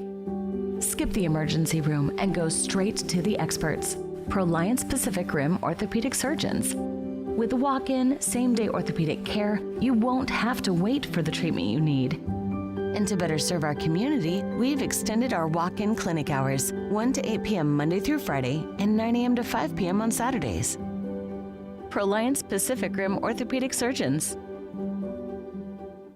Need a break from everything? Escape to a place where anything is possible and the fun never stops. At Silver Reef Casino Resort, you'll discover world-class dining, championship caliber golf, a full sports book and bar, over 1,000 top-rated slots and table games, and so much more. Come join the fun and see why we've been consistently rated one of the region's top destinations. Visit silverreefcasino.com to book your stay and discover all the exciting events and promotions we have in store for you. Silver Reef Casino Resort, located off I-5, exit 260. At Judd & Black, great value comes with expert assistance. We're your hometown appliance store, where you can expect top-notch service and a wide selection of quality brands. When you walk into a Judd & Black showroom, you can expect to see a very friendly face that's ready to help and figure out what you need. Enjoy a shopping experience big box stores can't offer. Talk to an appliance expert at your hometown appliance store for over 85 years. Judd & Black. What's up, Bells fans? Dr. Amar here from Everstrong Therapy, the sports and performance physical therapists and rehab professionals right here in Bellingham. We are so proud to continue being the official training and rehab partner of the Bellingham Bells, making sure our boys are safe and moving their best throughout the season. So remember, when you're ready to rehab like a professional athlete, come see us at Everstrong, and we'll see you soon. Thanks so much, stay Everstrong, and go Bells.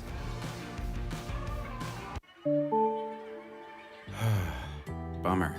This never happens at a convenient time, does it? It's always while you're hustling to meet a deadline or trying to enjoy the game. If only there were a way to outsource this and get back to what you were doing. Well, as a matter of fact, there is. Team Technology is local and employee-owned, balancing ease of access with security and compliance for the cloud and on-premise systems of small and large businesses alike. Connect with Team Technology and see how technology is easier with a team. Here post-game at Joe Martin Field after a 7-4 win for the visitors. The Kelowna Falcons bounce back from an 11-4 loss last night and take a 7-4 victory in tonight's game. The Bellingham Bells had some momentum building to them, but the baseball just ran out before they could finish off a comeback, and a brutal double play to finish it off. Let's look at the box score for the visitors. Justin Tucker was 1 of 4 at the plate with a run scored. Reese Kozar went 2 of 5 with 2 runs scored and an RBI. Finley Buckner was 1 for 4 at the plate with 3 runs scored and had 2 RBI. Also hit that home run, the 2-run shot back in the 3rd inning of this game. Caden Prasovsky, 2 of 4 with 2 RBI. He had a double. Cade Burnham did not get he did get a hit. It was only a hit for him. And then Ty Peters was 1 for 2 with a run and an RBI. Boogie McNeil going 1 for 2 with an RBI and a double. Pitching-wise, Lucas Smith started the game. 4 innings, gave up 3 runs, all earned on 6 hits and 1 walk. The win goes to Mason Zobel. 3 innings of work for him as he picks up his first win as a Kelowna Falcon in his debut game. The save goes to Eddie Delansky following a hold from Aiden Ennis in the 8th inning. Delansky gets his 5th save of the year, and it hands the loss to the starter, Lathan Haywood. Haywood started this game for 3 innings on the mound for Bellingham and was tagged for 5 runs, 3 of them earned. He will drop to 0-2 on the year. It was then 2 innings of relief by Kenneth Johnson where 2 more runs scored against him unearned. There were 3 errors on defense by Bellingham tonight. Will Crane, 2 scoreless frames. Cal Young, 2 scoreless frames that featured 2 strikeouts and only 1 walk with no hits. It was a great outing for Young and Crane, but the Bells dropped the game overall by 3 runs. Looking at the offensive stats for your Bellingham Bells, 11 hits. They out-hit the Falcons 11-9, but didn't end up mattering. Rashad Hayes was 1 of 5 with a run and a double. Jaden Jackson went 2 of 4 with a walk. Noah Cassie had a walk in an 0 of 3 night. Bryce Johnson came off the bench and went 1 of 1 with his hit in the 9th inning. Nate Johnson was 1 of 4 with a run driven in. Matt Churchill 1 of 4 with a double and a run scored. Bo Schinkel went 2 of 4 with a run and an RBI. Tyler Peschke was 2 of 4 with a run scored. KG Hattori 1 for 4. Ramanik Kebon drove in a run, going 0 of 2 in the game.